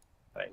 Do you think I think it was more about being human. No. Mostly, I think the majority of the conflict between, So you think the monsters were much more symbolic in terms of like? What if the monsters stood for adulthood? Well, I don't think the Klaxosaurs were symbolic of anything really. I think they were mostly used as just a tool to bring a conflict into the show. Are you sure? That wasn't melodrama. I think, but yeah, I think a lot of the conflict in 02's character throughout majority of the series is just what it means to be human when you're not human, right? Something Japanese literature has done Countless times. a lot Yeah, maybe quite a at the bit. time. I Quite a still bit. say it's an allegory for adulthood because they're all like, hey, we're gonna pistol and stamens and we're gonna fight these, and it's all about Yes, Toast, but I'm going past the first 6 episodes that dealt with that theme. That theme is relevant in majority of the series, but it is not the core theme. They go past that, right? I'm gonna talk about other stuff, Yeah. but I think other than that, they deal with, teen romance, teen, just feelings in general. Quite a bit of angst, as much as this series has caught quite a bit of flack for how much angst this is. But I don't know. I think the core themes are just trying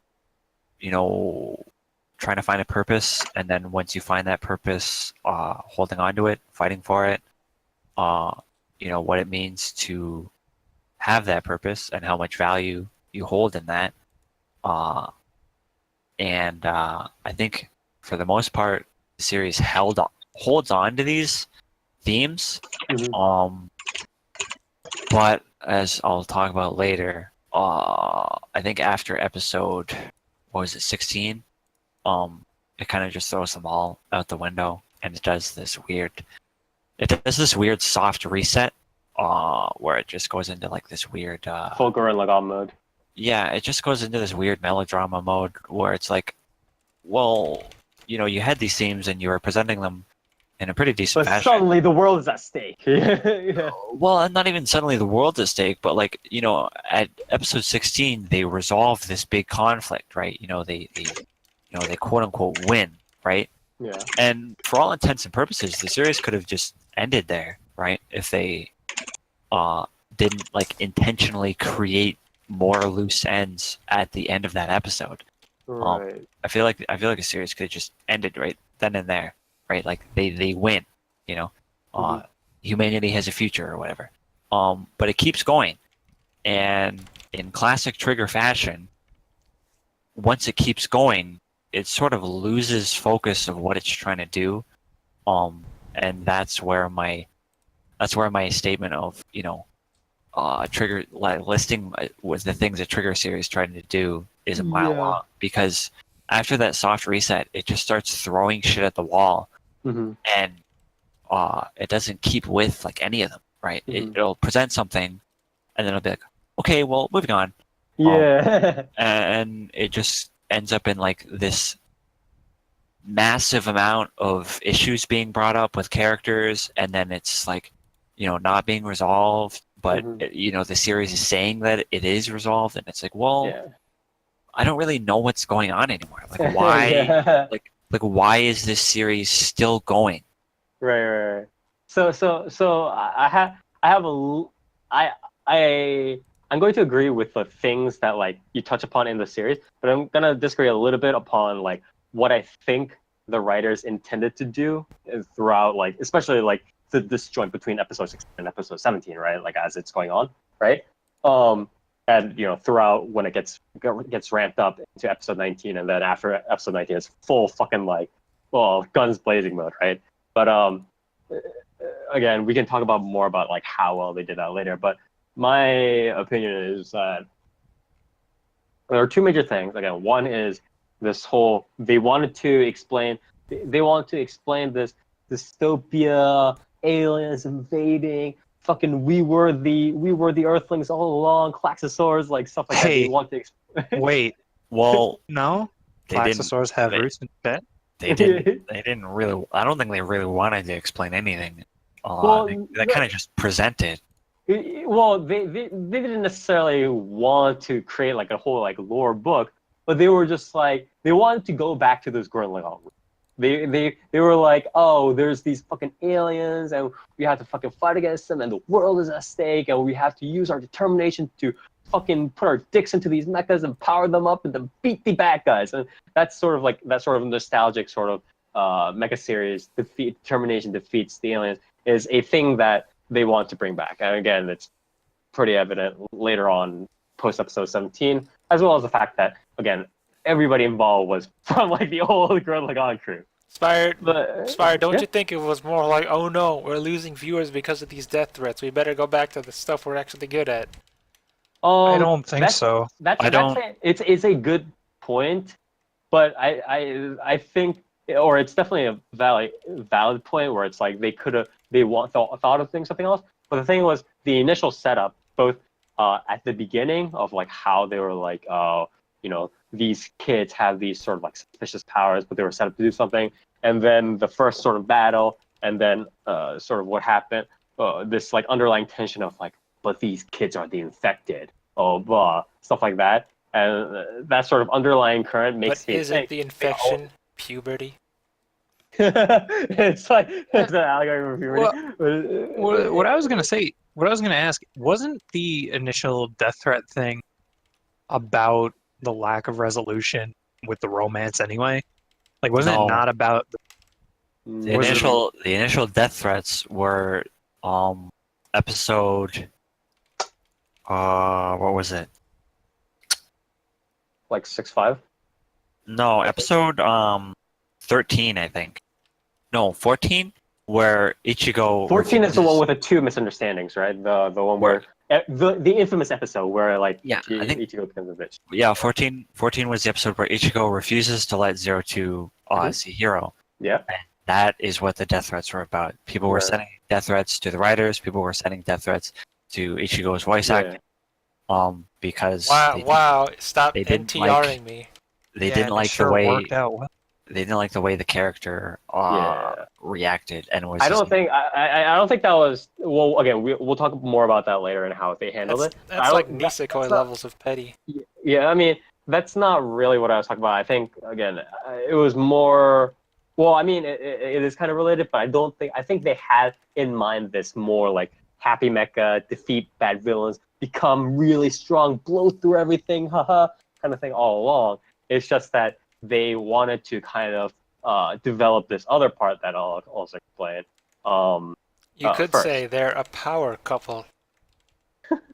Well, no comment. But this other tree or like other sort of major blob of things that Trigger wanted to do that is not this like happy mecha plot is again the characters and the development and sort of the themes that you touched upon.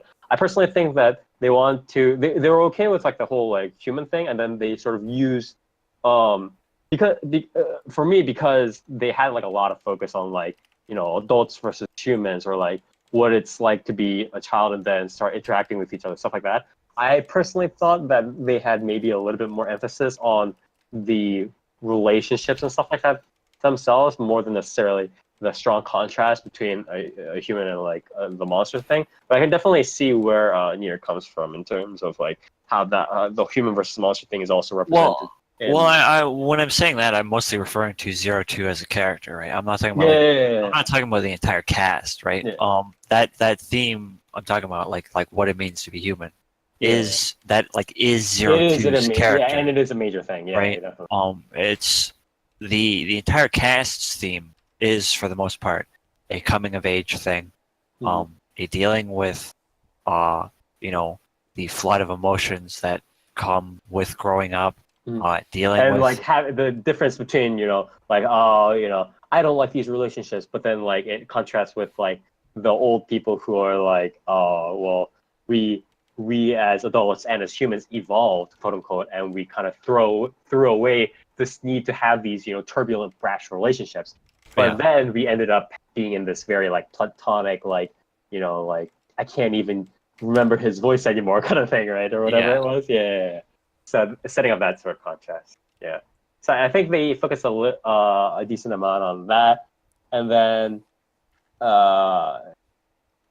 again focusing various on the character developments.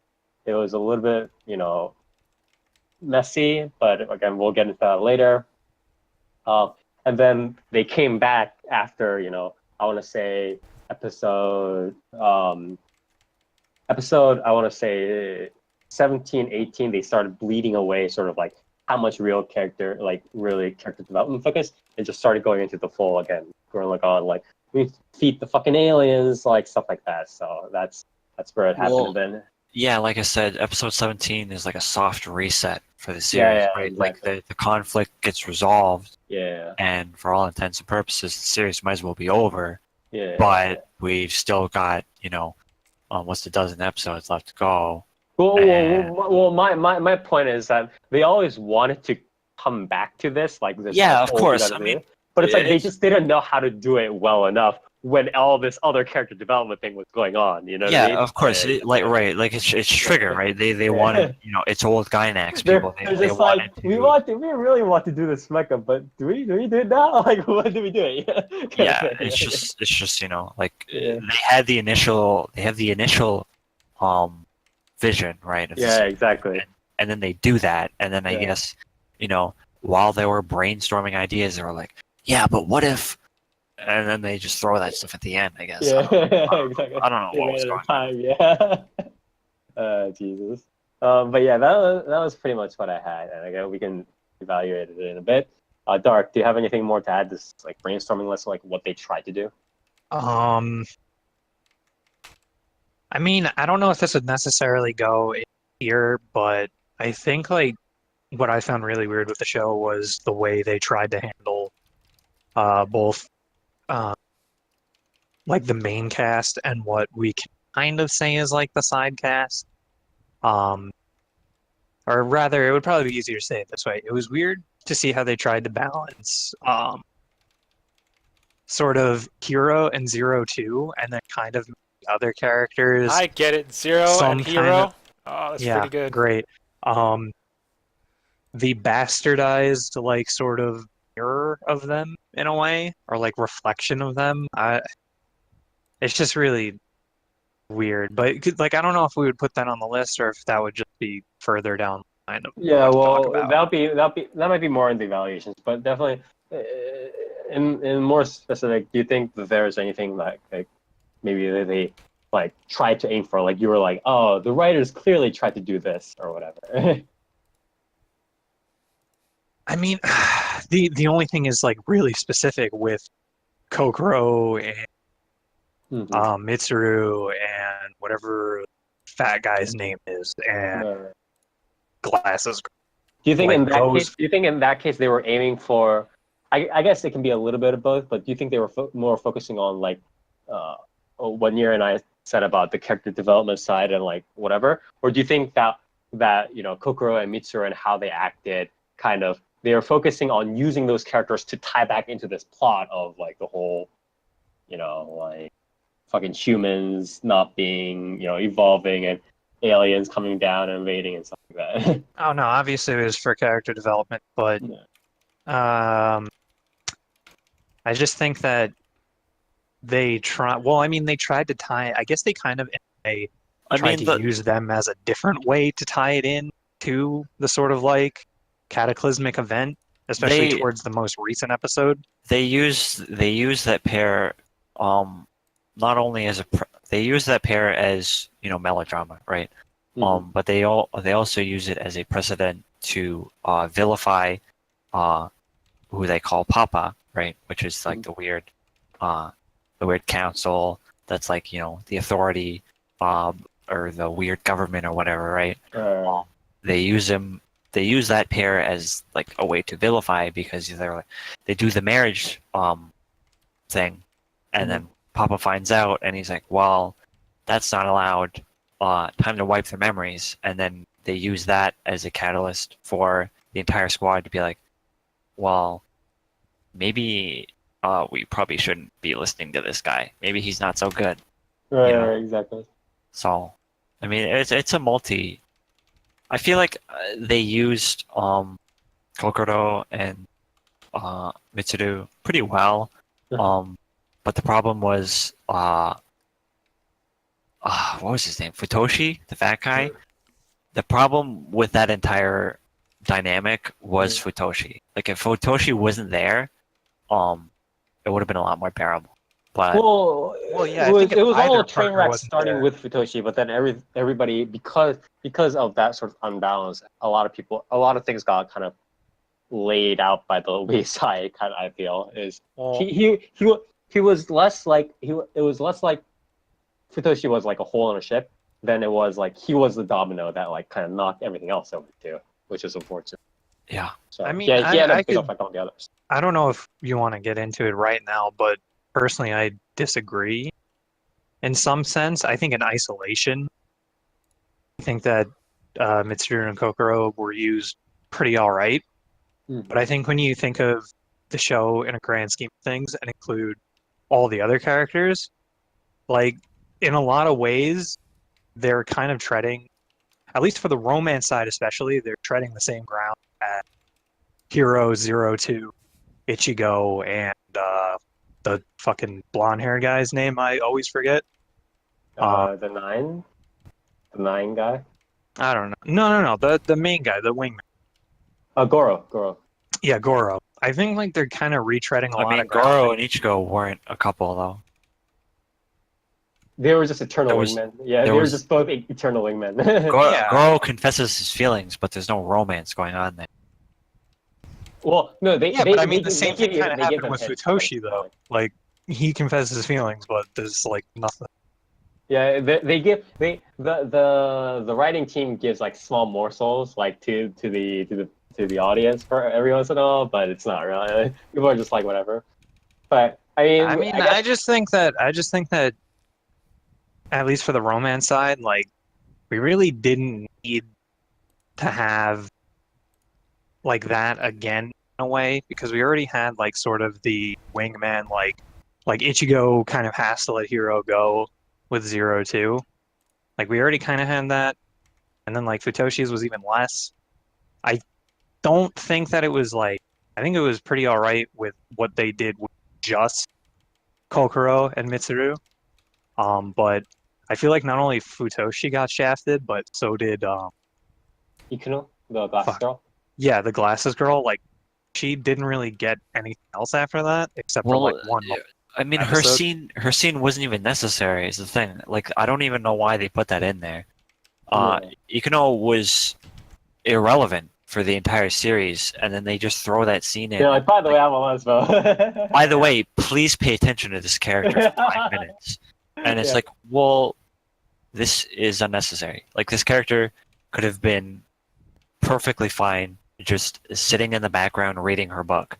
Yeah. But they throw this weird scene in where it's like, by the way, she has feelings too. And it's like, I don't care. Glasses girls Yeah. have feelings too, Nier. You can't just So I write it off. You have to explain all the relationships in this relationship-filled I think- series.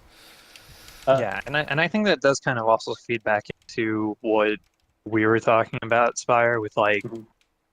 the resolution, sort of like the attempted like conflict resolution, especially with Mitsuru, where they they started to introduce Mitsuru's character as like gay Mhm. for Hero, or like there was going to be some sort of like I mean, he wasn't homoerotic he wasn't- conflict there. gay for him. He was just, he had this weird grudge where Hiro forgot the promise, and he was looking for, what was He it? was looking for He was validation. looking for validation from Hiro. Well, he And- was looking for validation, but what I kind of found weird was like they were explicitly like, "Do you want to ride with him?"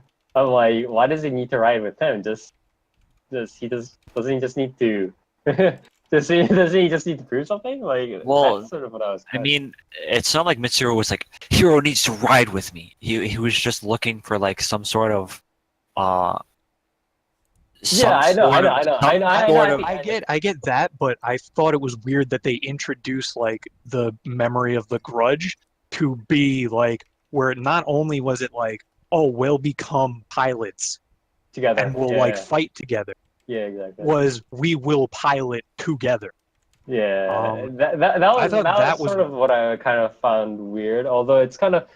I mean, it's Well, I kind thought of. it was weird that they introduced it in that way, but then didn't go any like further with that concept. They just went with like they were gay No. babies. By the way, now ignore that yeah now that I mean, Hiro remembers the subs, promise the in subs general. could have been horribly translated for all I know. Like they could have been saying, let's be pilots together, and then the only thing Mitsuru is mad about is that he completely fucking forgot the promise because he got fucking brain wiped, right?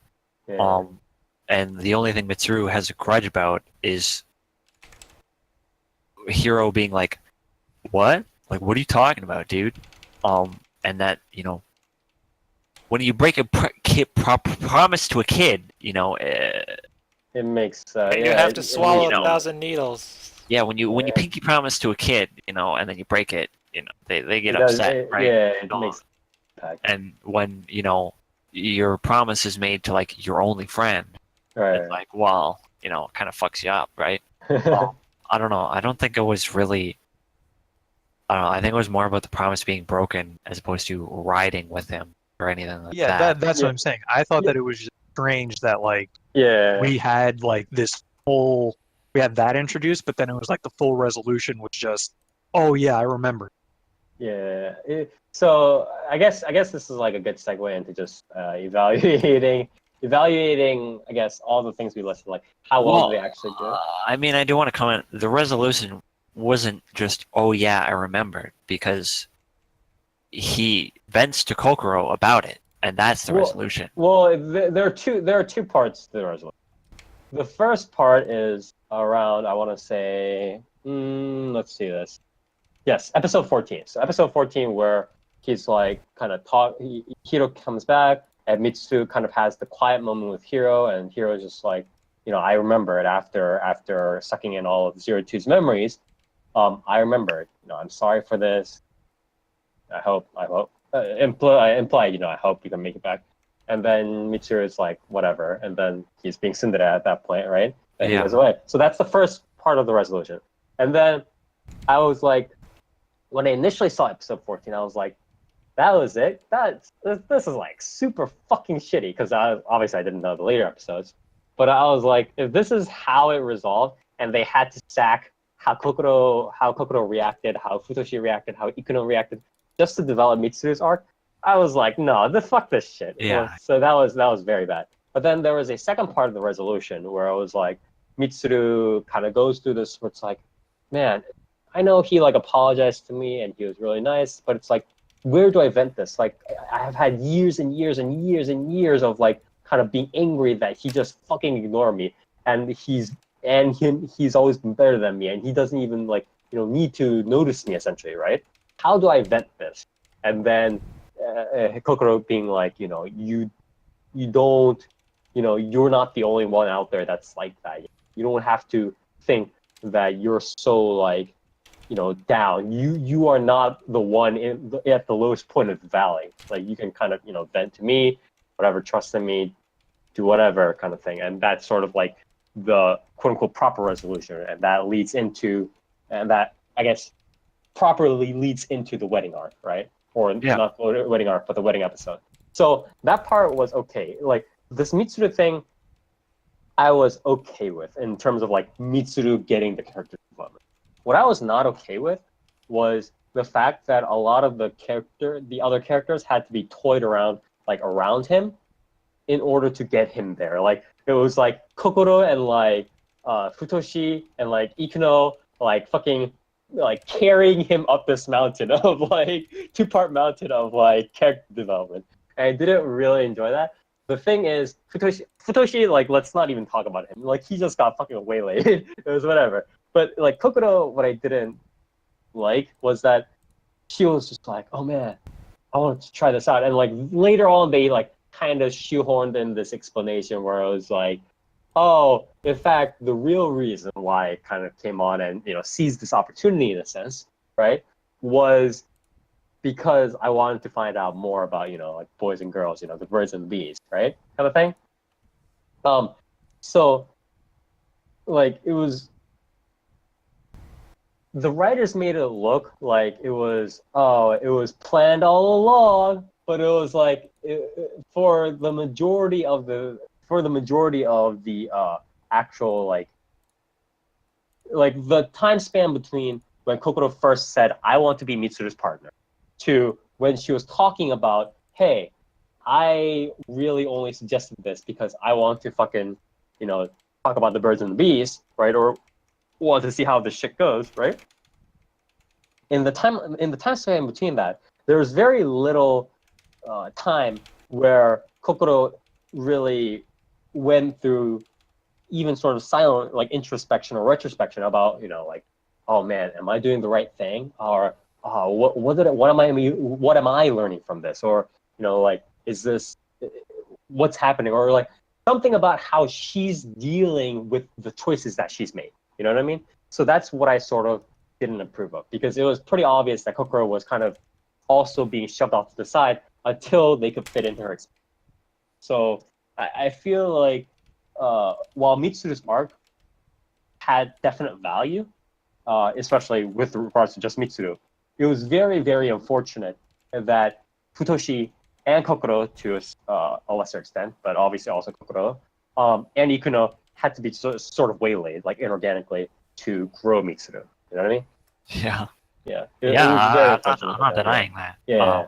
But I just wanted to clarify that, like, it wasn't just like Mitsuru's entire arc wasn't just some one and done thing, right? It was like a two-part. it spanned right? over episodes, Yeah. It was. I liked it. It was that, and like the way that Goro started out with in terms of being the wingman. There were good ideas. It's just that the writers were just very bad at writing everybody else around them organically, Well, which is very strange. yeah, I mean, they were. How do I word this? They were good arcs, but they were. They were tunnel vision. They were executed. They were executed in a way that they, like you said, they were tunnel vision. They focused on the arc, and then, they use the cast. Yeah, exactly. They use the cast to fuel the arc Right. instead of using the arc to flesh out the cast, right? Right, exactly. Or having the cast sort of be like, oh, these are sort of the characters, and then the arc would develop from their natural sort of interaction, right? Yeah. Instead they use the side characters that aren't part of the arc or aren't the main focus of the arc as like tools, right? Yeah. So this is why Ikuno's hair turned white, because she was so tired of this shit. Yeah, honestly. I don't know what the fuck was I that. still don't know why that happened. I genuinely don't know why that happened. They haven't shown why. They haven't said why. They're Futoshi was like, what, your hair? What the hell? Yeah. And then it's just like that. It's like, oh, okay. You know, she just shrugs and goes, "Guess I'll die." You know that Japanese thing where a girl cuts her hair because like she wants to start anew? It's kind of like that, except she dyed it white. It's like a renewal. Except it's not white at the ends. It looks really weird. They haven't explained it at all. And she's only half reborn.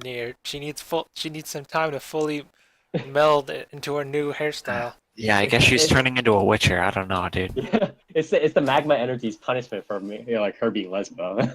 Like, you're being gay on my planet, not here.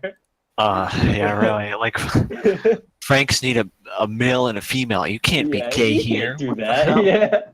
But yeah, this is definitely a very good point to play, where it's like a lot of the main point is like a lot of, and this can be applied to a lot of the points we discussed on, or we just said about what they were doing, like how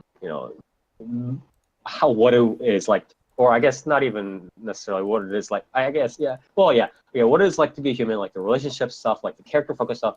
We're all sort of marred by Trigger's idea of having to tunnel vision upon an arc or tunnel vision upon a specific theme, and kind of ignore how the rest of the cast would organically interact with each other. Again, very unfortunate.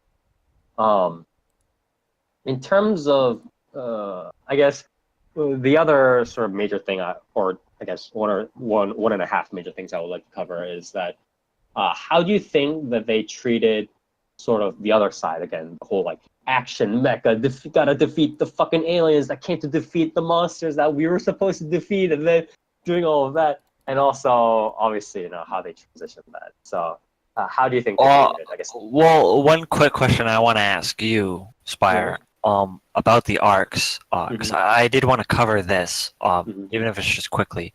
Yeah.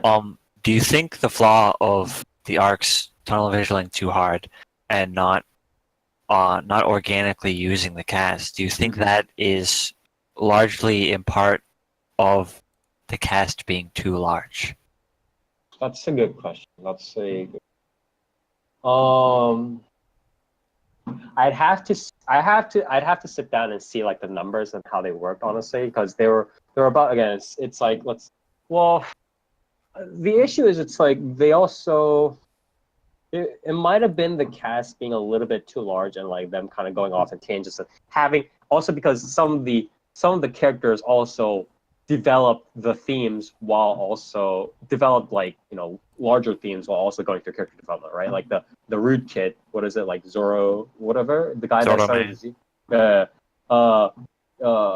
he went out on his own and kind of expanded the whole, like, what it's like to be a human, like what it's like to be an adult thing a little bit more, while also developing his own character, right?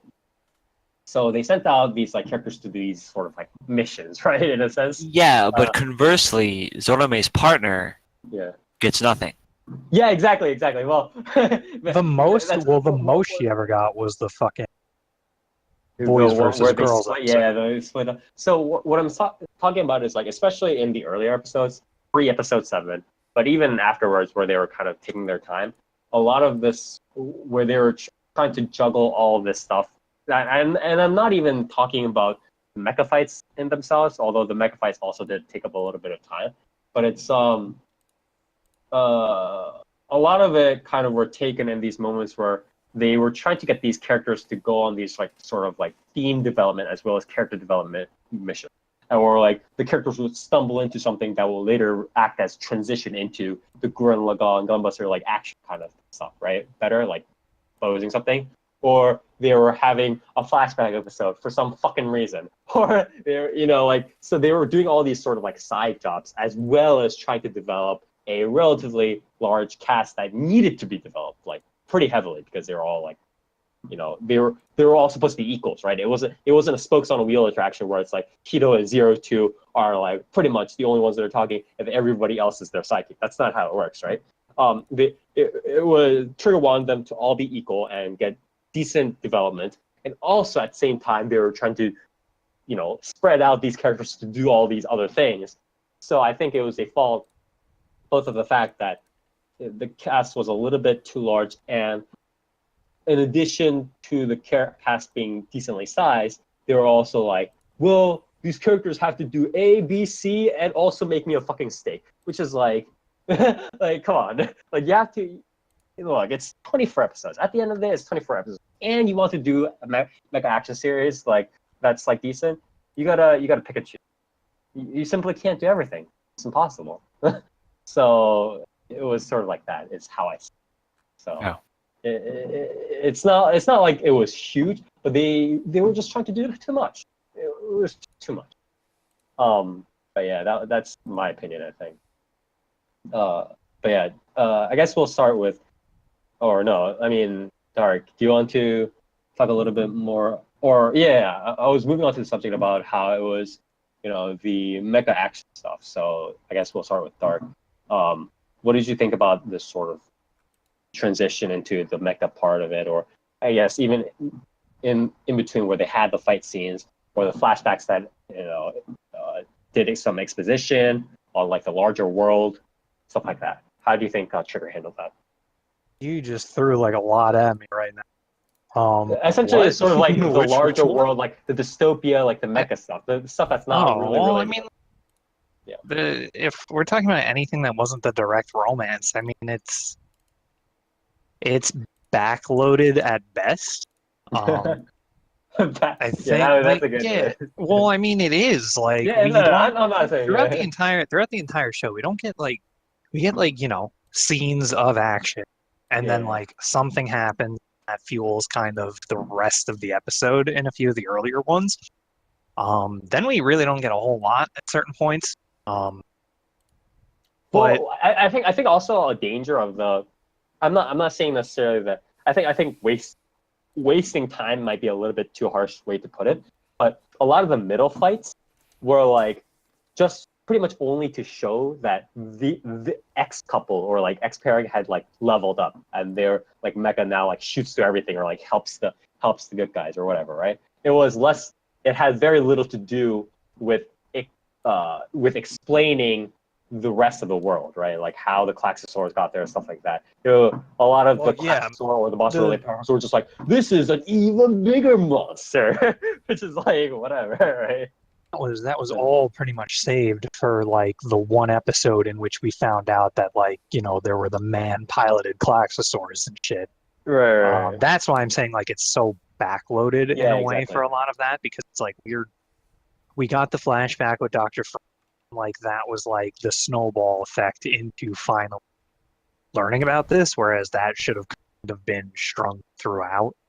I think in general the mech stuff was kind of I even like you were saying, like it was only really shown to show that like, oh, this couple is like able to do like this now, but I feel like that wasn't even really that apparent all the time. Like I feel like it was more of the way they did the mechs in this, except for the Strelitzia, I don't remember what his name is. Sure, I don't know. Sure, I don't remember how to say it. Yeah. But I think like they kind of set it up in a way where just kind of, can this couple pilot? Yes or no? Except for Hero 02, because 02's mech has had the most diversity so far. She's had the beast form, and there's a lot of stuff with that. There's a lot of merchandise to sell. Dark.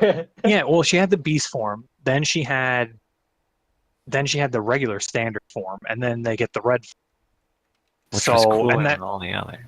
What, the red one? Yeah. I'll be honest with you, Spire was like giggling about like the tier thing on the mech. I really liked it. I thought it was. I thought it was really cool. I thought the red one was really fucking cool. I thought it was. It was expected and cheesy, but I wasn't insulting the mecha designs. I was laughing about the tier things, like. Oh no, yeah. The hologram tier. Yeah, I mean. I thought it was. I was laughing at the design. It's a trigger series, I'll give it some leeway. They got tiers. I was like, yes. Yeah, I'll give it the leeway for stupid, corny shit, right? Yeah, I didn't hate it. I just found it really funny. I was like, so, oh man, these robots are crying. Yeah. I think the way they did hers, like theirs, was pretty okay, save for, and I'll get to the most recent shit soon. Because I don't like that. But yeah, I don't like it either. But I think like all of that was fine. But like none of the other characters, I feel like their mechs really got anything in a way. No, they don't really do anything. It's like Kokodos did for 5 seconds. When they like plant the things in the ground and fire. No, when she went beast mode. Oh yeah, no, I was gonna say that too. Like none of they don't even do a lot with that. Like hers almost goes beast mode, but then they're like, yeah, but it didn't though. Don't worry. Well, don't worry, trust. The idea of the beast mode is like only 02 can do it. Like she's the only one that can survive being able to do that. Consistently control it, yeah. Yeah. So I mean, I can give it some, I mean, I don't think that was necessarily bad. Yeah. I think the problem, what I mean, is not even like power up forms. It's more of they don't really do a whole lot that's different when their bonds stronger. They can just basically pilot. Well, the idea wasn't not like it's not. I mean, the idea wasn't really. Well, I mean, the mecha designs are cool, but it's like a lot of the idea of like the trigger, like when the state power was more just like showing how, that scenery porn where it's like they're like running a fucking spear through everything and they're just going through things like a hot knife through butter. It's like to show that is more of the trigger style right now than it is like, the specific. Well, I think what Dark is saying is the problem is the team doesn't do that. Strelitzia is the only one that does that, right? That's true. Yeah, that's like what I'm the saying. teams, the other mechas are just like, yeah, I powered up. Let's get out of here. Like, I powered up and killed an enemy. The team's progression, specifically with Ichigo's mech, right? Yeah. Like all she really does is run through the enemies, right? Yeah, that's true. And then they just like explode or whatever. Yeah. There's no real showing to us of them getting better at piloting, and there is a huge bias, towards. There's not a whole lot there. So like that, I kind of wasn't too hot on. Yeah. As far as the newer form, for Strelitzia. I don't even know what the fuck is going on anymore. The To be dark honest one? with you. The Apis. Have The- you seen? well, have there you was the seen dark- episode 23, Spire? I have not yet seen it. Sorry. Well, you're in for a treat. Yeah. Does it grow? Does it grow fucking spiral or drills out of its anywhere? No. You want me to Oh. spoil it? Oh yeah, Yeah. go for it. Well, Strelitzia apis is like it's apis, right? Mhm. That's what they called it. I'm Mhm. pretty sure that's what they called it. It's this big, huge, the big, huge mecha that like shoots the laser beam out of its horn Is it the To, Choginga of the Gurren Lagans? to beat the alien ships and stuff, right? And Spire. It's like it's the quadruped. Oh, okay. yeah, and in episode 23, Hero discovers that after Strelitzia Apis went into space, Zero Two's mind is like stuck in the Yeah, robot, that's why she's getting And- damaged and stuff. and he has to go up into space and Yeah, exactly. and go fight with her. And he finally gets in the robot, and he like makes contact with Zero Two's mind, and she's like, you know, Why are you here? like the best thing for you to do is to not be here and live exactly. as a human, right? And he's like, but we promised to be together or whatever. And she's like, Yeah. well, all right then. And Got him. and the mech turns into a giant 02. So that's the Tengen Toppa of the Gurren Lagans. Yeah. So you know how you were harping on the robots having hologram faces? Uh-huh. Now the mech is just a giant person Human. Yeah, just a giant person. with, yeah. with some mecha bits strapped onto her face. So it's It's made like of cyborg. full It's like a it's made of cyborg full magma energy now. Full magma energy. Yeah, it It's looks like a cyborg, yeah. yeah, it looks pretty dumb, to say the least. I mean, they're probably gonna try to sell that as a figurine or two, right, or whatever. Probably. Yeah, but it is what I so definitely both again Dark and Near's points are like really valid, and what I would like to point out is also that obviously like we knew that this sort of would come back, and I thought it would be a bit more well. So I was like, when this whole like Klaxosaur versus aliens versus Predator versus Jesus versus like the kids like thing really came about, I was kind of like, well, I knew this would happen someday, kind of, because it was like they were kind of hinting at, right? Like the fight in itself, and like them having to pilot the mechas and them going through the multiple transformations and kicking ass, or at least Strelitzia kicking ass, right? That part to me was clear that it was going to happen. But what kind of was surprising to me, quote unquote, like unpredictable in the same sense that it is unpredictable that like a random Mack truck might run into my house kind of thing. Yeah. So it's like, what was not predictable in a sense to me was just, first of all, just like they're pushing really hard for the dystopia angle, where it was like, oh, humans really had to go through this kind of stuff, right? It's like because of their evolution and because how we had to, use our magma energy or whatever, we had to form this dystopia. And so that part was a little bit uncomfortable for me. And then in addition to the dystopia and the whole like mecha thing, they also added this sort of like a tinge of like the I guess apocalypse, like post-apocalyptic like survival thing in episode 22, where they were like, man, if we don't fucking defeat the aliens, or if we don't do XYZ, then we're gonna all just kind of sit here and die while we're trying to farm off like nothing, right? So it's like that sort of like tinge that they also tried to add on the side. So again, even on the sort of like action / world building / whatever part was also very busy, because they weren't just talking about like the aliens and fighting with the mechas and like evolving. They were trying to add like this other kind of like human dystopia and all this bullshit, and it also started going full speed. starting from episode 16, 17.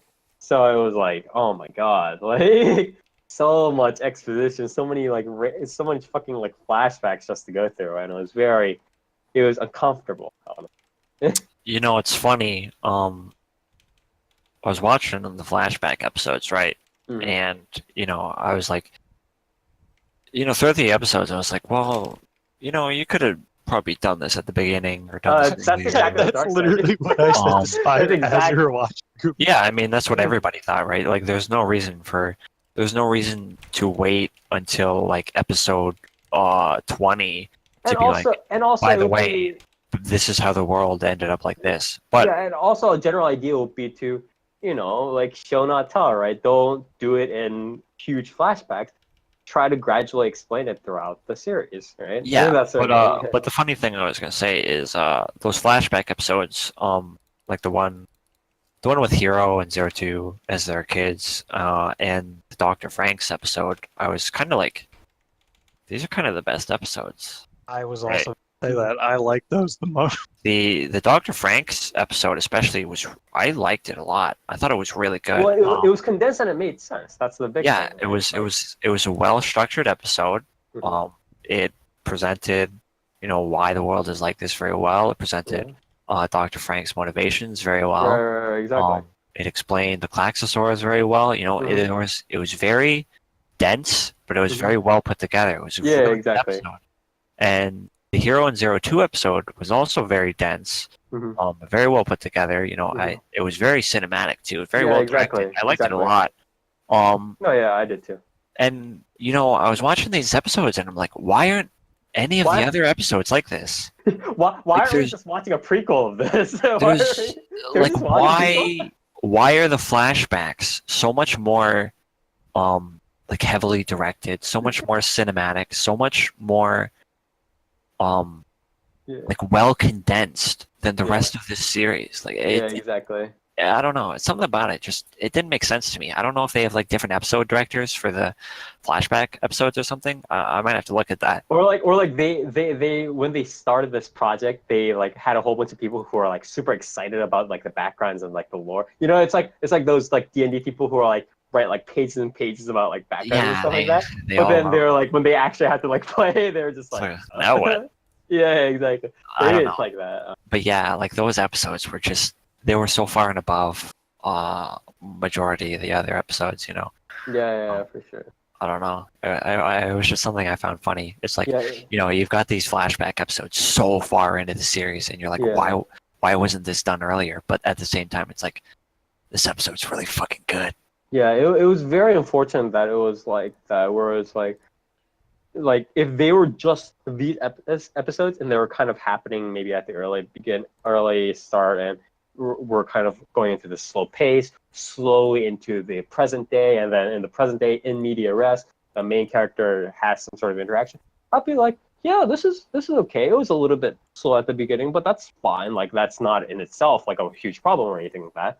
And then that would have been okay. But then the fact that it was kind of like shoved in as part of like, oh, we need to fucking go through this exposition, and it was a flashback. It was like, oh my god, like why did you do this? Yeah, I don't know. Yeah. Yeah, I was also gonna say I don't know if it's just because I prefer dramatic irony more than like learning about more than like I don't really know how to describe it, but the verse. I think the best example was I mean like Spire, we kind of mocked it in a way, but I would have really liked it if we got the flashback episodes earlier because of what we learned about Zero Two. And how like Spire had pointed out, like, oh, is the reason why she likes sweet shit because of the candy that Hero gave her in that episode. And I was like, I kind of would have rather have had that episode first to begin with because I would have liked Zero Two so much more throughout, just knowing that, like seeing those little bits and pieces, and like if we had seen that whole scene first. You know what would have been a really good first episode is if they did that, but it was like heavily distorted because both of their memories were fucked. Yeah. Right. Yeah. Like that would have been a good first that. episode. They do that, but it's all distorted and stuff. But you get like the tidbits, right? Can And then you later imagine on, if it was like they do tinted the like whole thing. Yeah. Can have you seen the No Game No Life ending, like the fucked up one? Yeah. No, yeah, near. Have you seen that one? No, I don't think I have. So it's like essentially what it was is like they play the the general premise, like they play games. And Yeah, shit. yeah, But yeah. it's like they had this game where it's like the more pieces you lost, Yeah, it's the more gone. things the more stuff you lost. So it's like one of them was like their memories essentially. So it was like yeah. so it's like the ending had this like the ending where it's like the siblings are together, but it's like it's slowly like started like stuttering and like doing like wrong notes and like flickering and stuff like that. Imagine if it was like that, like either in the ending or like doing like the stuff around it, like the ambience. That would have been fucking cool. Yeah, that would have been cool. Yeah, well, they could have shown flashes. Like, Yeah. But they did not do that, and Yeah. This is what we got. and here we are. But I guess this is again pacing and the stuff that we talked about, and it's like we can kind of move on from this to our final sort of segment, which is why I mean I guess as best as we can theorize, like what happened. Was it incompetence? Was it like just there were constraints based on 24 episodes? Like, what do you think happened? I told you, it's the death threats. Is it death threats? I don't know about that. It's definitely not that. Didn't I heard that some people from Trigger left for the last couple episodes. Is this true? Maybe. I mean, I wouldn't put it past people. I mean, You're the second person to say that. But it's like, and I'm not sure. But it's like even if that was the case, I don't think like if there first of all if there was like a major personnel change, we would have heard about it. Like if it was like a major like storyboard or like the director or whatever, I think we would have all heard about it. And the second thing is if it was like the minor people, then it's kind of like whatever because they're not like really directing the writing anyways, right? So. Well, But, also, if it was within the last couple of episodes, it shouldn't be that major of a shakeup, or that's a huge problem already. Like you should have at least like at this point, you should know where the series, like exactly where the series is fucking going. But what if they took their storyboards with them, or they burned them in lava energy? I don't think Japanese people do that. Are you sure? Usually when a Japanese person leaves their place of employment, they don't ruin everybody else's job. Are you sure? Because you know those hormones. I'm pretty sure, those dude. trigger hormones might have. Not caused everyone can something. be Hideo Kojima toast, okay? No, read it. Anyways, I mean, there are some eccentrics in this medium, like Akiyuki Shimbo.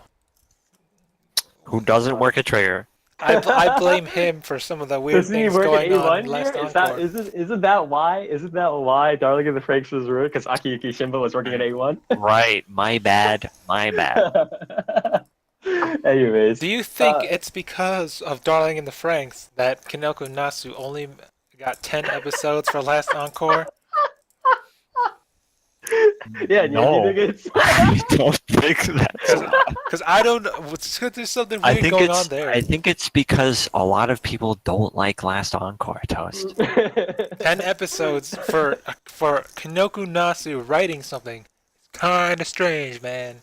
Oh man, I can't believe that not everything that is ever I can't believe that a series that got 6.5 on Mall, which is pretty fucking low for Mall, didn't get like a full season greenlight. That's crazy. I'm pretty sure there's some sort of butterfly effect going on in here in the Japanese anime industry right now. I mean, again, getting back on foot, I think my best theory for it is just like, again, it was a combination of what Nier said about Trigger wanting to do a lot of stuff, and it was again the Gainax boys wanted to do a lot of stuff, but to sum it up more specifically, not just like a lot of stuff, but it's like what I want to say is like they specifically wanted to take the shell of Gurren Lagann, which not just them necessarily, but a lot of people kind of wanted, right? It's like fucking flamboyant, fantastic. Go get them. Use our determination to power this fucking dick robot and just defeat all the enemies, kind of thing, right? And they took this shell, and then they were like, "Well, how do we sort of embed this in a more modern setting?" then they added the whole like stronger, like how do we kind of grow as human beings, the romance drama kind of stuff, and they tried to add all of this in, and then they also sprinkled some other dystopia random stuff on the side, and then by that time it was just becoming this like huge bulking giant of like themes and like developments that they had to cover. So I think that was like the huge problem, where it's like, if they kind of, I don't know, I feel like if they just made a set of characters that were driving the mecha, that were riding the mechas, and they kind of created a series from that, and then kind of, ended where the 24 episodes took them, I think it might have, obviously it would have been very different, but it would have ended up in a much more, I guess, relaxing place, and a much more coherent place. But since they wanted to take this Gurren Lagann shell and kind of carry it until the end, I think that doomed them. Do you think it would have been better if else. it was 12 episodes instead of 24? Or maybe even Well, 10? if it was 12 episodes and they were like, okay, we want to just focus on this, just like the flamboyant action, we'll just go all out with just, like fucking boom, bang, whatever, then maybe it would have been better, because they would have, sold a solid package that made sense, sells a specific thing, has a value with a specific thing, and if we enjoy it, then all the better. So maybe, yeah, I don't know for sure, but if it gave them a kick in the ass that they needed, then sure. But why didn't they just hire a better writer, like Kanoku Nasu or Gen Urobuchi? Kanoku Nasu for Gurren Lagann. Yeah. Yikes. Yeah. But sometimes that's not available. But I think also the bigger thing is, again, if you look at the production staff, everybody there is pretty much the old Gainax boys, the old Gurren Lagann boys. So essentially, the director, got these people together, and it is actually just getting these people together, because it's like that's how these connections work in this industry. Like, well, what if all the good resources were just allocated into Fooly Cooly Progressive, or yeah. or You're right. or what's that witch show called? Little Witch Academia. Yeah, right. Yes. Little Witch Academia. Well, for one, the new Fooly Cooly is not very good. So. Yeah. But I mean, I think that's like having a separate team. But I mean, they probably put a decent amount of money into doing the Franxx, because they were huge announcements. They put a lot of money into it. It was both by A1 and Trigger, so I think there was more than enough like stuff to go around. But it was just the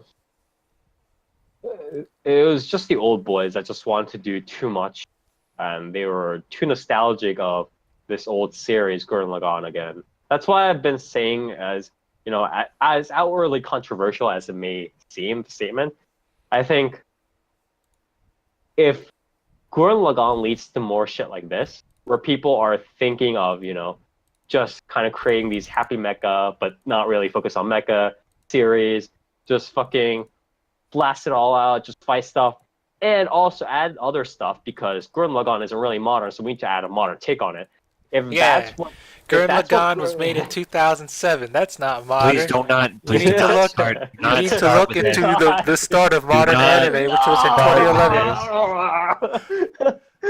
But anyways, if this is what Gurren Lagann led into, and this is what future mecha series, especially those one made by Trigger, there's another one coming out, like Promare, right, or something. Promare, yeah. Yeah, Promare coming out. If that one is also ends up taking a similar bent. Well, Spire, funny you say that. You want to know what they said when they announced Promare? Wasn't it like some sort of like action, whatever it was? Like it started with an E? They said it's going to be like Kill la Kill cross Gurren Lagann. Oh, I remember that. So there's going to be naked robots? Well, I was actually talking to Bio about this the other night, and I think so that scares me for obvious reasons. But what I do think is that Trigger clearly excels at is not having is sort of like, or rather, not even. I don't really know how to put this, but so I'm going to try and say it as similarly as I can. Mm. I think what we didn't really see in Franxx was like the same sort of weird, cheesy comedy that we see in. Even Gurn had a lot of it. Yeah. Kill la Kill had a shit ton of it. Kill la Kill was really comedy heavy. And then we They also use saw it almost a in Little Witch surreal. Academia. They use almost like they almost reached out to surreality a lot, like surreal aspects, like, oh, this fucking drill grows more drills, and then use that as both like a sort of like, oh, this is all fucking awesome, and as well as sort of like an almost humoristic, right, like a shtick, right, because it's so surreal. We saw it, and we saw that in Kill la Kill as well, and then we saw that Yeah. somewhat similar sort of thing Mhm. in Little Witch Academia. So I think maybe that might be a decent sign as long as they focus more on that.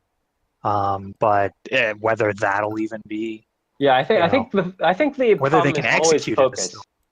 The problem is always focus. Like once they focus on something, it's like they're pretty decent, right? It's like whatever. But this just had no focus, as again we harped on before. But it is very unfortunate. And again, I don't know whether they're going to continue it for Promare. Maybe they thought that starting the Franxx was like an okay kind of launching point. But I do again hope that they, if they're going to sell Gurren Lagann, if they're going to sell something Kill la Kill cross Gurren Lagann or whatever, then they sell it like the action mecha thing that it is, instead of trying to be like, oh, but what if we consider dystopian themes and about relationships, and we had to develop all these characters, and also blah blah. Blah. So it's like, don't do that. Yeah, I I think guess my major question is that just Trigger doing that, or is that another crossover? Um, I believe it's Trigger and some other. It's a very small studio that they're. so it's mainly Trigger. Okay. Oh, X Flag apparently. Yeah, it's nobody big like A1, you know. Yeah. I don't want to make So it seem like I'm blaming A1, but I will say, as far as consistency goes, Mm-hmm. we saw it with Kisniver was shaky, and now this. But then we had Kill la Kill, which I really enjoyed, and then we also had Little Witch Academia, I really enjoyed, which was only Trigger, I think, right? Mm-hmm. So I don't know. Maybe it's just a situation where they can their own thing. Yeah, So it's again. I think the biggest thing for me is, I mean, regardless of Trigger or A1, at this point, I'm just blaming the Gainax boys. well, what do you mean by we saw it with Kisniver? Because Kisniver was just Trigger. no, because Niver had well, for production wise, but didn't they take on multiple people, including Kata Marie for like writing Oh, you wise? mean new people? Yeah. So you're Well, saying yeah, but like you can't. I don't know. Like you can't. I'm not saying that like it's that like those people are at fault. I'm considering like They're not meshing well together. maybe Is what you're Trigger, saying? yeah, maybe Trigger like just Yeah. fucks up when I, these I sorts of other gears come into play. I think my most likely theory is not even A1 or Trigger related. It's just the people that were there who are explicitly related to Gurren. I think for me, at the end of the day, I don't care about blaming, like at this point I don't care about blaming A1. I don't care about blaming Trigger. I don't care about whatever. It's these people who came together and they were like, oh man, did you see what a great fucking job we did with Gurren Lagann? Let's fucking like 24 episodes, crank something out. I think that was just their. I think that was mainly how it ended up being for me. so. Wait, Akiyuki Shimbo's working on this show. Is that his Yes, fault? toast. Akiyuki Shinbo Maybe is they should indeed. hire better writers then. Like who what's that guy's name? Kanoku Nasu, yeah, that guy. Oh my god. How did you forget his name? What the fuck? Anyways, Who's the guy that left Key? Jun Maeda? Jun Maeda, yeah. Why don't they hire Jun Maeda? Or better yet, we should hire the most revolutionary story dude of all time, Hideo Kojima. No. No. Anyways, we should probably wrap it up, but I guess we'll do some Hey. last words. Yeah. I didn't get to say anything. Yeah, Nier, what do you got to say? I forgot what the topic was. Who is your favorite The topic writer? was just like why. It's just like, why do you think this sort of happened? Why? That's a good question. Yeah, exactly. Question with a million answers. Let's see. Well, I mean, like I said, You don't have to think about like exactly what it's just like a like. yeah, you know, I know. But like I said when I first got to the alien bit, I said in Discord, I was like, yeah, I just got to the aliens right now, and I said this is par for the course for Trigger dropping the ball in a series. Mm-hmm. And I feel like Trigger kind of has a track record for doing this. They did it with. I still count Gurren Lagann as a Trigger series. They did it with Gurren Lagann second half, where it was fucking. Well, a lot of people from Trigger essentially inherited the spirit of the people. Yeah, a lot of people who were there are essentially the people who worked on Gurren Lagann. Yeah. Trigger was the people that left Gainax, Yeah. and they made another studio. Yeah. Exactly. They did it with Gurren Lagann second half, which is fucking atrocious. It's absolutely awful. Yeah. They did it to a lesser extent with Kill la Kill. The series goes through this thing, and then out of nowhere, there's life fibers from space, and like stupid shit is happening, and it's like, I mean, all right, like Kill la Kill was dumb enough that you could accept it, but it was still like, well, this didn't really need to happen, like this series could have resolved by now. They I don't know. They kind of did it at the end of Space Patrol Lulico, where they did like the weird Trigger verse thing, and it's like, does this really have a place here? Yeah. They did it with Vernal Count, where it's like, hey, this is a funny joke, right? Let's do it again with Ninja Slayer. And it wasn't funny the second time. Yeah, exactly. But I don't know. I don't know if this is like some weird thing where Trigger maybe front loads their idea, and then they get to like the end of their idea. They need to finish it, and they get to the end of their idea like halfway through, or 2/3 of the way through, or 3/4 of the way through, and then they're like, wait a minute, we still got episodes left. Like, yeah, exactly. We got to do something, right? Like, or even they get in, and it's like, let's say I want to say 7 or 6 episodes left, and they're like, wait, we still have to like save the world, or like we have to have these kids save the world, or something. Yeah, like or like we set something up earlier. Like, what are we even gonna do with this? Yeah. Right? Like I don't know. It feels like they kind of lack foresight. Yeah. I said this way back on the first podcast I was ever on when I talked about Kill la Kill. I feel like Trigger as a studio has a very strange way of managing what they're doing. And when I was talking about it with Kill la Kill, it was in regards to budget.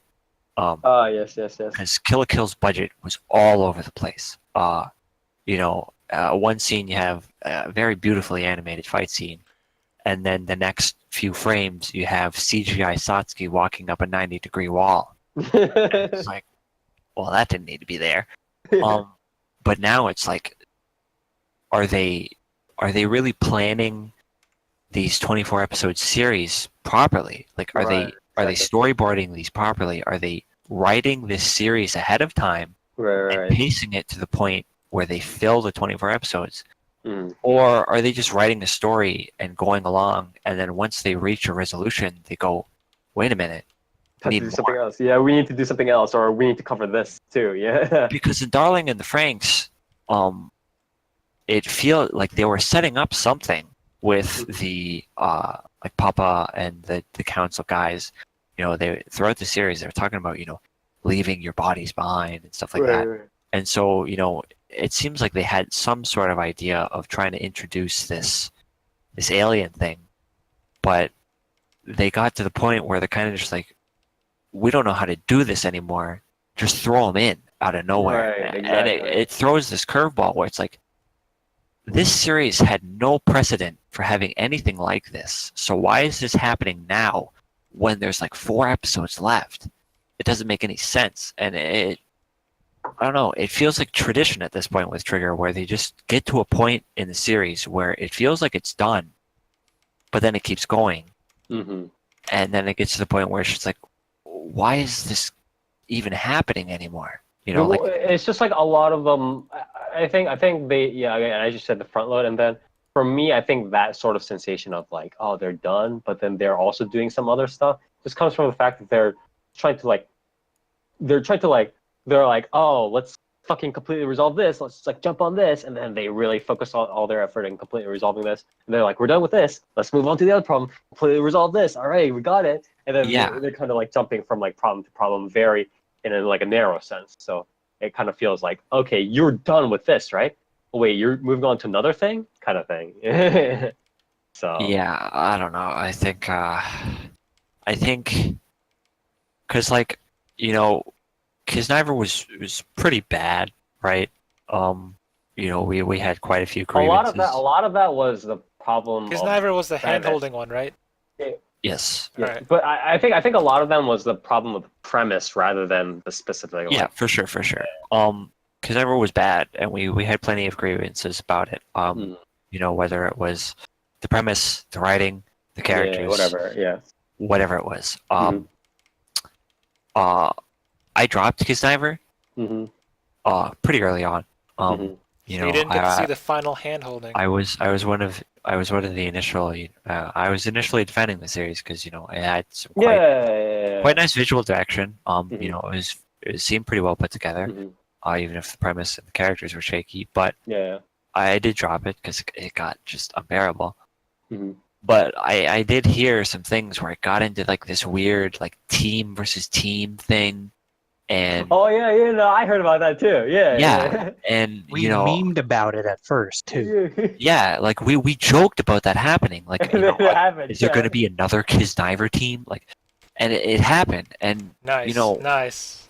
Kisniver Battle Royale. Like even Kisniver, the series they brought in a guest writer for, and a lot of guest staff for, had this same problem of this weird shift in direction, like halfway through or like 2/3 of the way through. And I don't know, I want Trigger to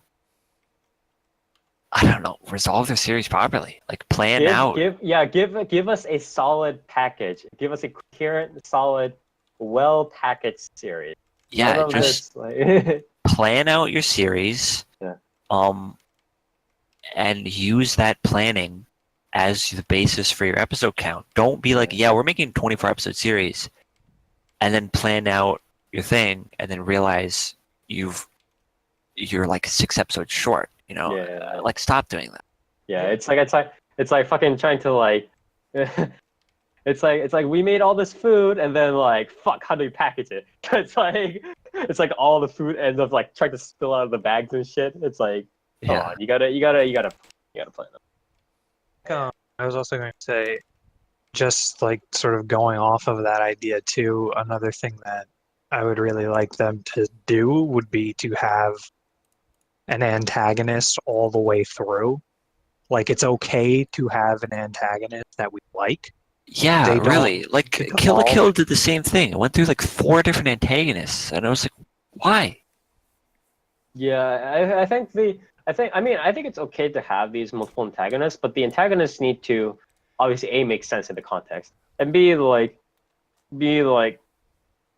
be in themselves sensible antagonists, right? Like the monsters or whatever. Like if they're just monsters, they have to be like popping up because they're part of the plan or whatever it is. That's whatever. But then you can't just have people just walk up and be like, "Hey, I'm an asshole. fuck you, and then like create this drama. That's not right. That's not how people work. I mean, that was how Kill la Kill introduced majority of its antagonists. It was like, yeah, hey, I'm evil.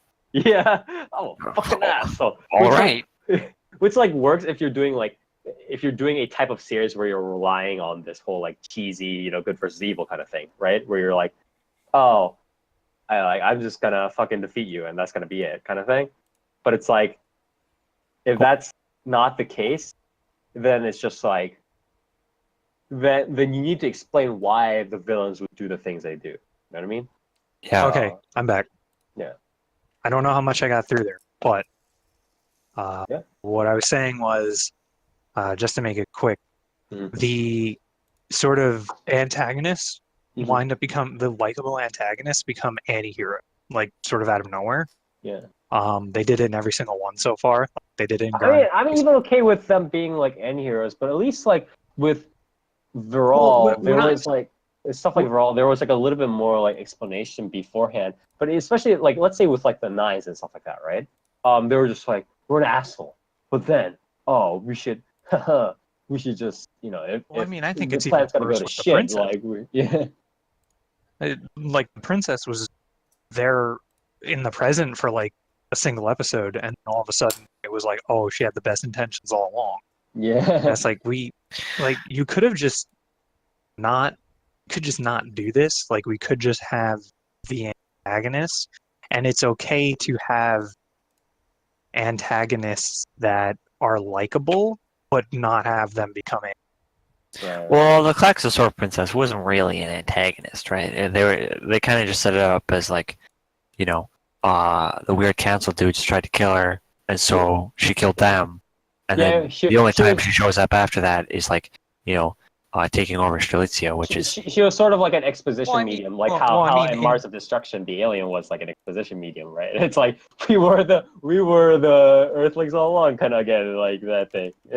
Just, Yeah. Well, in general, and correct me if I'm wrong because I could Yeah. be, but didn't she technically also make it so that like the Calaxosaurs weren't really the big bad all along?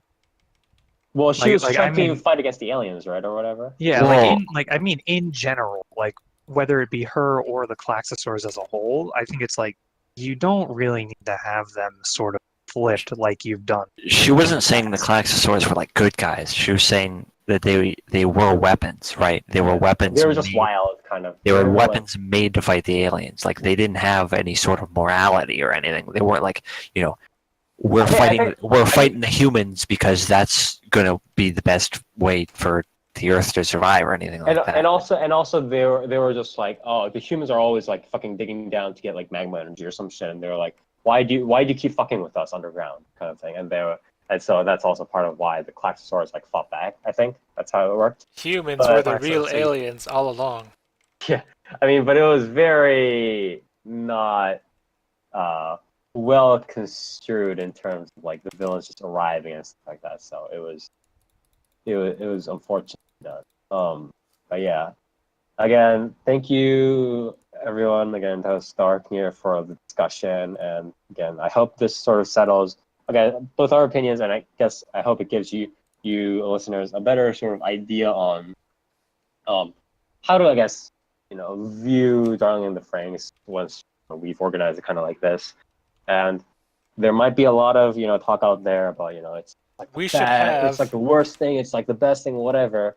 But this is how it is. This is probably how Trigger likes to do things. May even do things like this again in the future. And we can only hope that maybe they tighten the reins a little bit better in future series. That'll be. I mean, that's sort of how it is. Any last words? We should do this again with Darling in the Franxx season 2. Darling in the Franxx season 2. Here we go. Dark. Any last comments? Pretty much nearest picture. I remember seeing that screen. I remember seeing that screen cap, and I was like, "That's going to be me, huh?" And then all of a sudden, Spire last night skimmed all those episodes, and I'm just like, "Yep." This is About me. I honestly, I wanted to just be simply disappointed, but I was more than that, unfortunately. Yeah, it And it's a was... shame because I like Gremlin Zero too. Dark, she's a lolly. You can't do that. I never said anything other than like. She's like 2 feet tall. You can't do that. Your I any only last said words? like. I mean, I have a lot of last words about this series. Do you have any last encores? Shut up. You know, I said it earlier. I think this series would have benefited quite a bit if it was. Well, I think there's a lot of things I can say about this series. But I think the easiest, least intrusive way that I can see that would have made this series just immensely better, is if it was slightly restructured, in terms of, having some character development and stuff, and it resolved its conflict on episode 16. It resolved that conflict, and it was like, humanity has a future. The end. Yeah, the end, or like do a little bit of after story. Yeah, do a slight epilogue where everyone's living, in some sort of weird, what did they call the floating cities? Plantations. Gardens? Yeah, some weird plantation, like city hybrid thing where like the earth is fertile again, and like everybody's happy and stuff. Yeah. And like if it resolved there, I think this series would have been good. It would have been a good series. It would have been a good show. Yeah. It would have ended us on for sure. Yeah. Yeah, and it would have been a way for this series to be resolved well, without like dramatically restructuring the core of the show, right? Like, there's so many things I could get into. Like, they could have changed this about the story, they could have changed that, they could have taken these characters out or whatever. But I think that's the easiest way I can see that this show would have been like genuinely good. But they kept going, and they dropped the ball. But the one thing I will say, the one hot take I'm gonna end this on is, as a whole, so far, I like Darling of the Franxx more than Gurren Lagann. That's gonna be fighting words. Said. Well said. All right. Good. I think I like want the to design. say something too, but on that note, we should probably end it like that. So just let's do a quick call out, shout outs. Let's not do news. Alright, what's the shoutouts and callouts? Yes, good question. Shout outs, call outs. Everybody gets one shout out, one call out, one shout out is one thing that you want to praise. Get 10 out of 10, 5 stars on Yelp, whatever it is. And it can be generally anything, person, place, thing. But oftentimes we like to make it anime focused, of course. And call out is the exact opposite, something you want to insult, flame, whatever. 0 out of 10. It can be any person, place, or thing. Oftentimes again, make it anime. So I guess I'll go first. My call out comes first actually, and my call out is honestly to thirsty people who DM Japanese girls on Twitter. Don't do that. It's like But just Spire, what if she's low-key thick? God damn it. I don't think that's the Spire. issue. What if she's got hidden third strike tech? God damn it. 12 was the hardest match of all along. But anyways, don't come on. Don't be that thirsty, honestly. But yeah. So that's my call out. My shout out honestly is my shout out is to fucking all these Idol Master events that have been going on recently. Starlight State has been having a couple of pretty good events. Raid ups came up, and also Mirishita, or Million Life Theater Days, has been running its anniversary thing, and it's doing free temples every day for 2 weeks. So that's really nice. So I'm enjoying it, even though it is gacha hell still. But that's it. This is the hill I'm going to die on. So fuck everybody, and that's my shout out. But yeah, Nier. You want to go next? Shoutouts to CEO. Yes. They opened up with Japanese pro wrestling showcase, and it was pretty fun. Pretty fun stuff. Jubali got his ass beat. And yeah, it was pretty fun. Pretty fun. It was a good day today too. Eunice was fun to watch. Tekken was fun to watch. I forget if Guilty Gear was today. If it was, I missed all of it. I have to go back and watch it. But yeah, good stuff. Good stuff. Callouts to we covered it, at the very beginning of the Franxx discussion. But callouts to the people that are like, A1 was holding Trigger back, for Darling and the Franxx.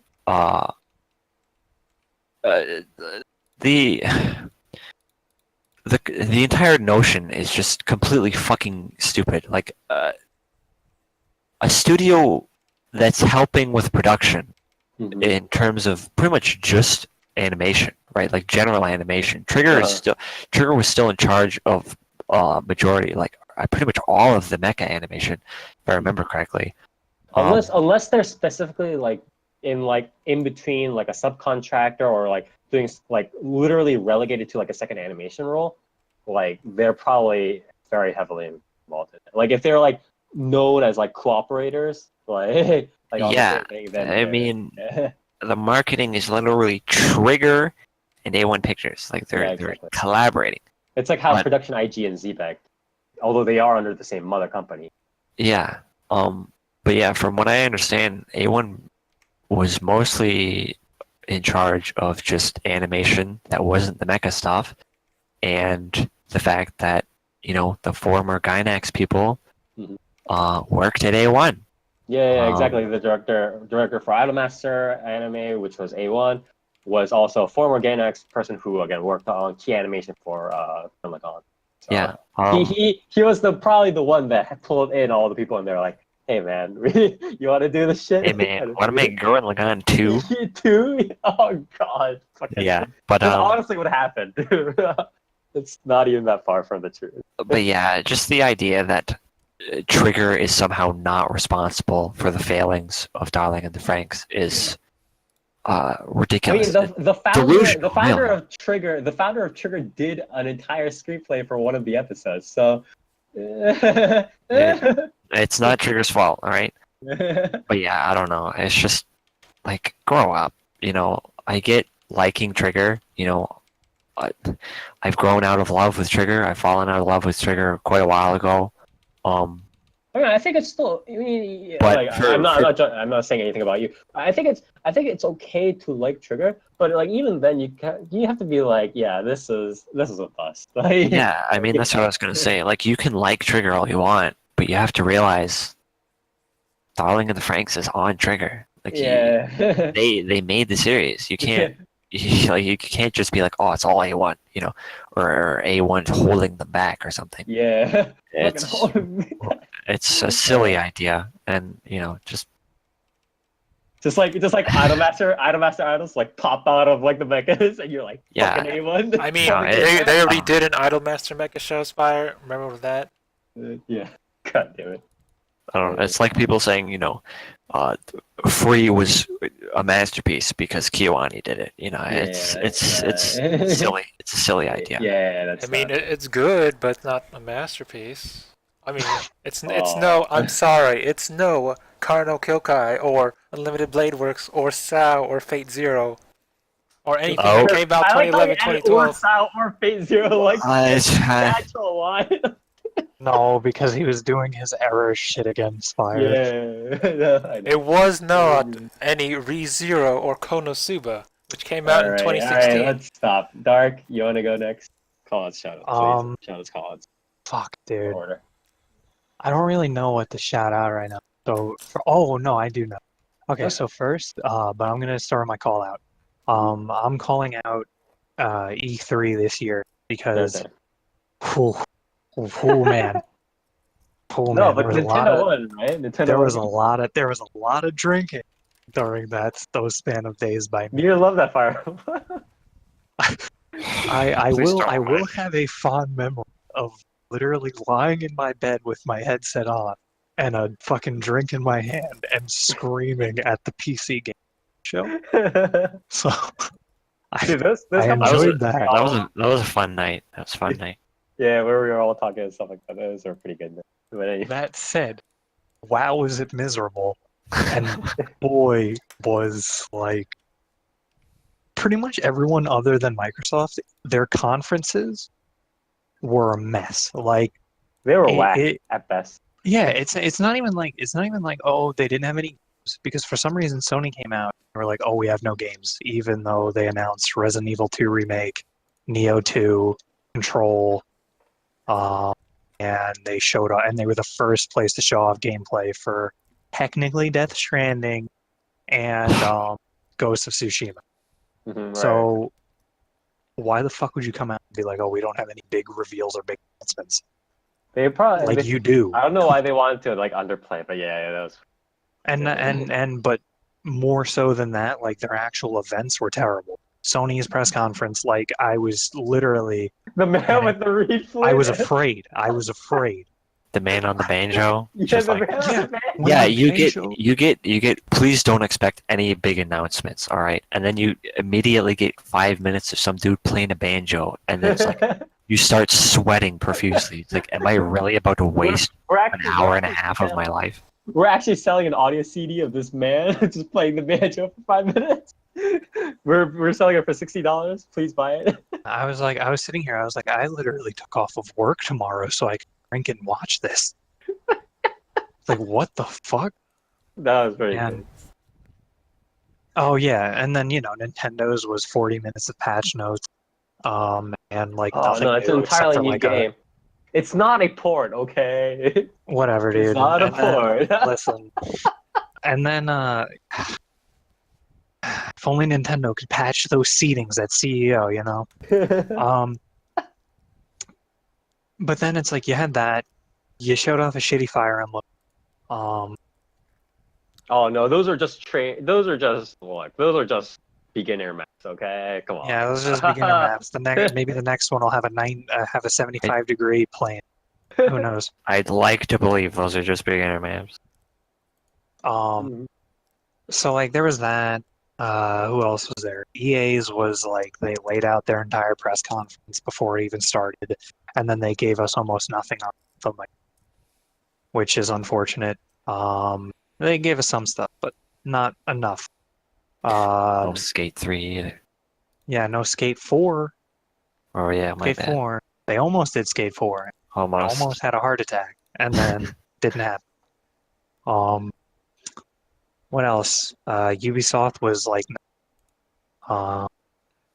Bethesda's was good. Bethesda's was pretty good.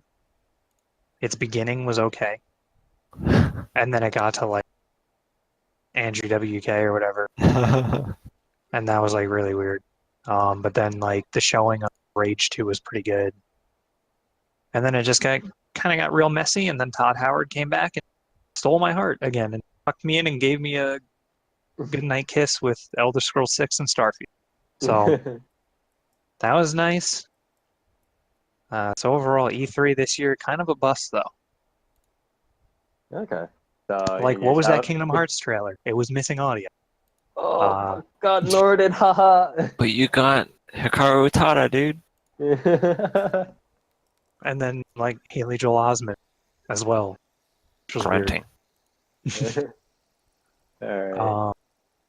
And then my shout out is going to be for my shout out is going to be to Warframe because they had an update recently that added a new cinematic quest, and it was short, but it expanded on the lore and answered a bunch of questions, left us with more, but it answered enough, and it added like these small details to like certain aspects of it because I don't really want to spoil too much, but it added these like small details that when you really see them and you have them in, it kind of gives even more life to it in a way. Actually, you know what? I'm just gonna spoil part. Anyone who cares about Warframe, I'm sorry, tune out for a little bit. I'm gonna make this less than a minute. But anyway, they added a frame that you finally find out that the frames are essentially humans that were infected and lost their minds. But this one They have roots in was, Japan. yeah, this one gave he was like still semi-sentient, and the only memory he still has was going berserk and killing his only son. And you basically find out that like you as your space child gives them peace of mind by like essentially joining forces with them and fighting.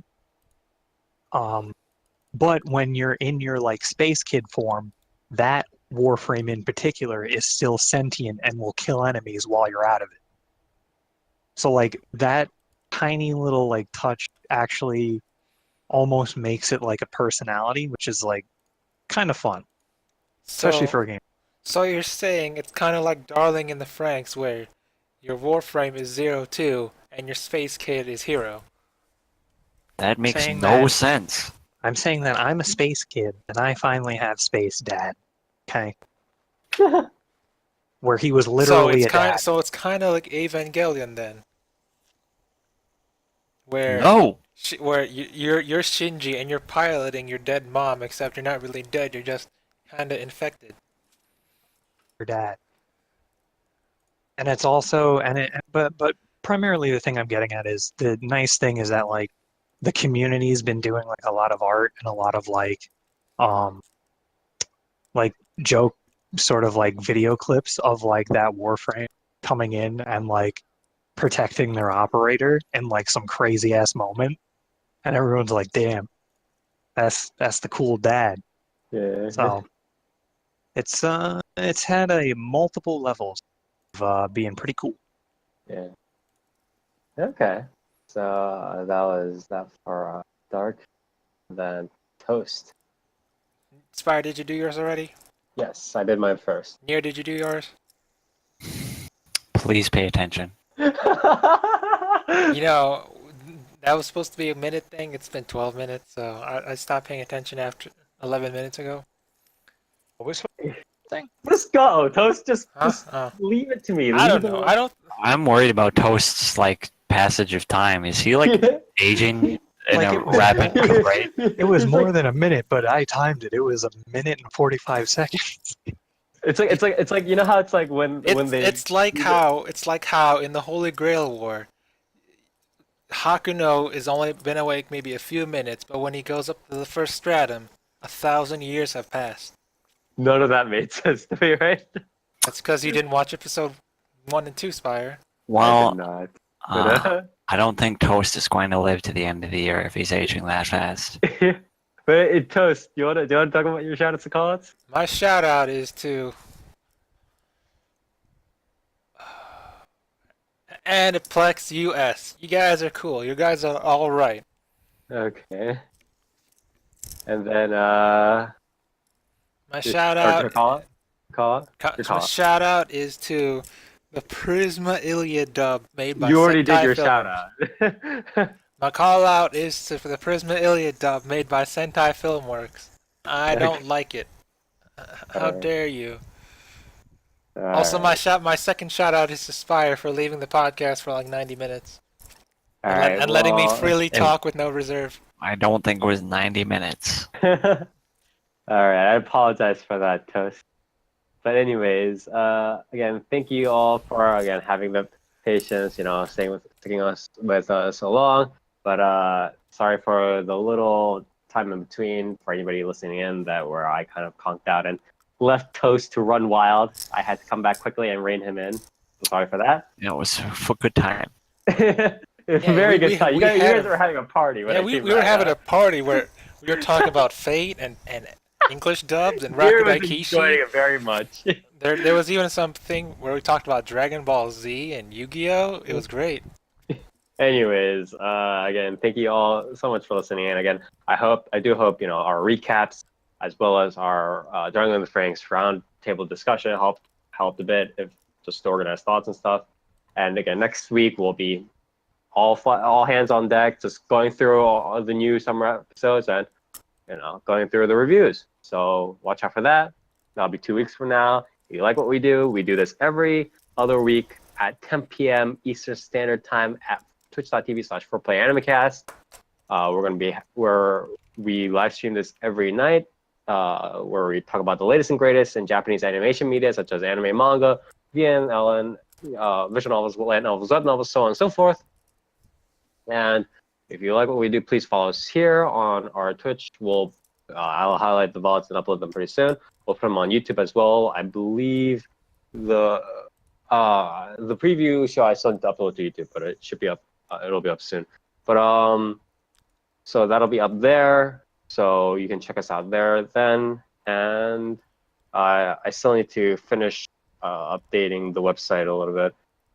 So that'll be up there. You can check us out there for content on our videos, VODs, MP3s, as well as text-based content based on community contributors.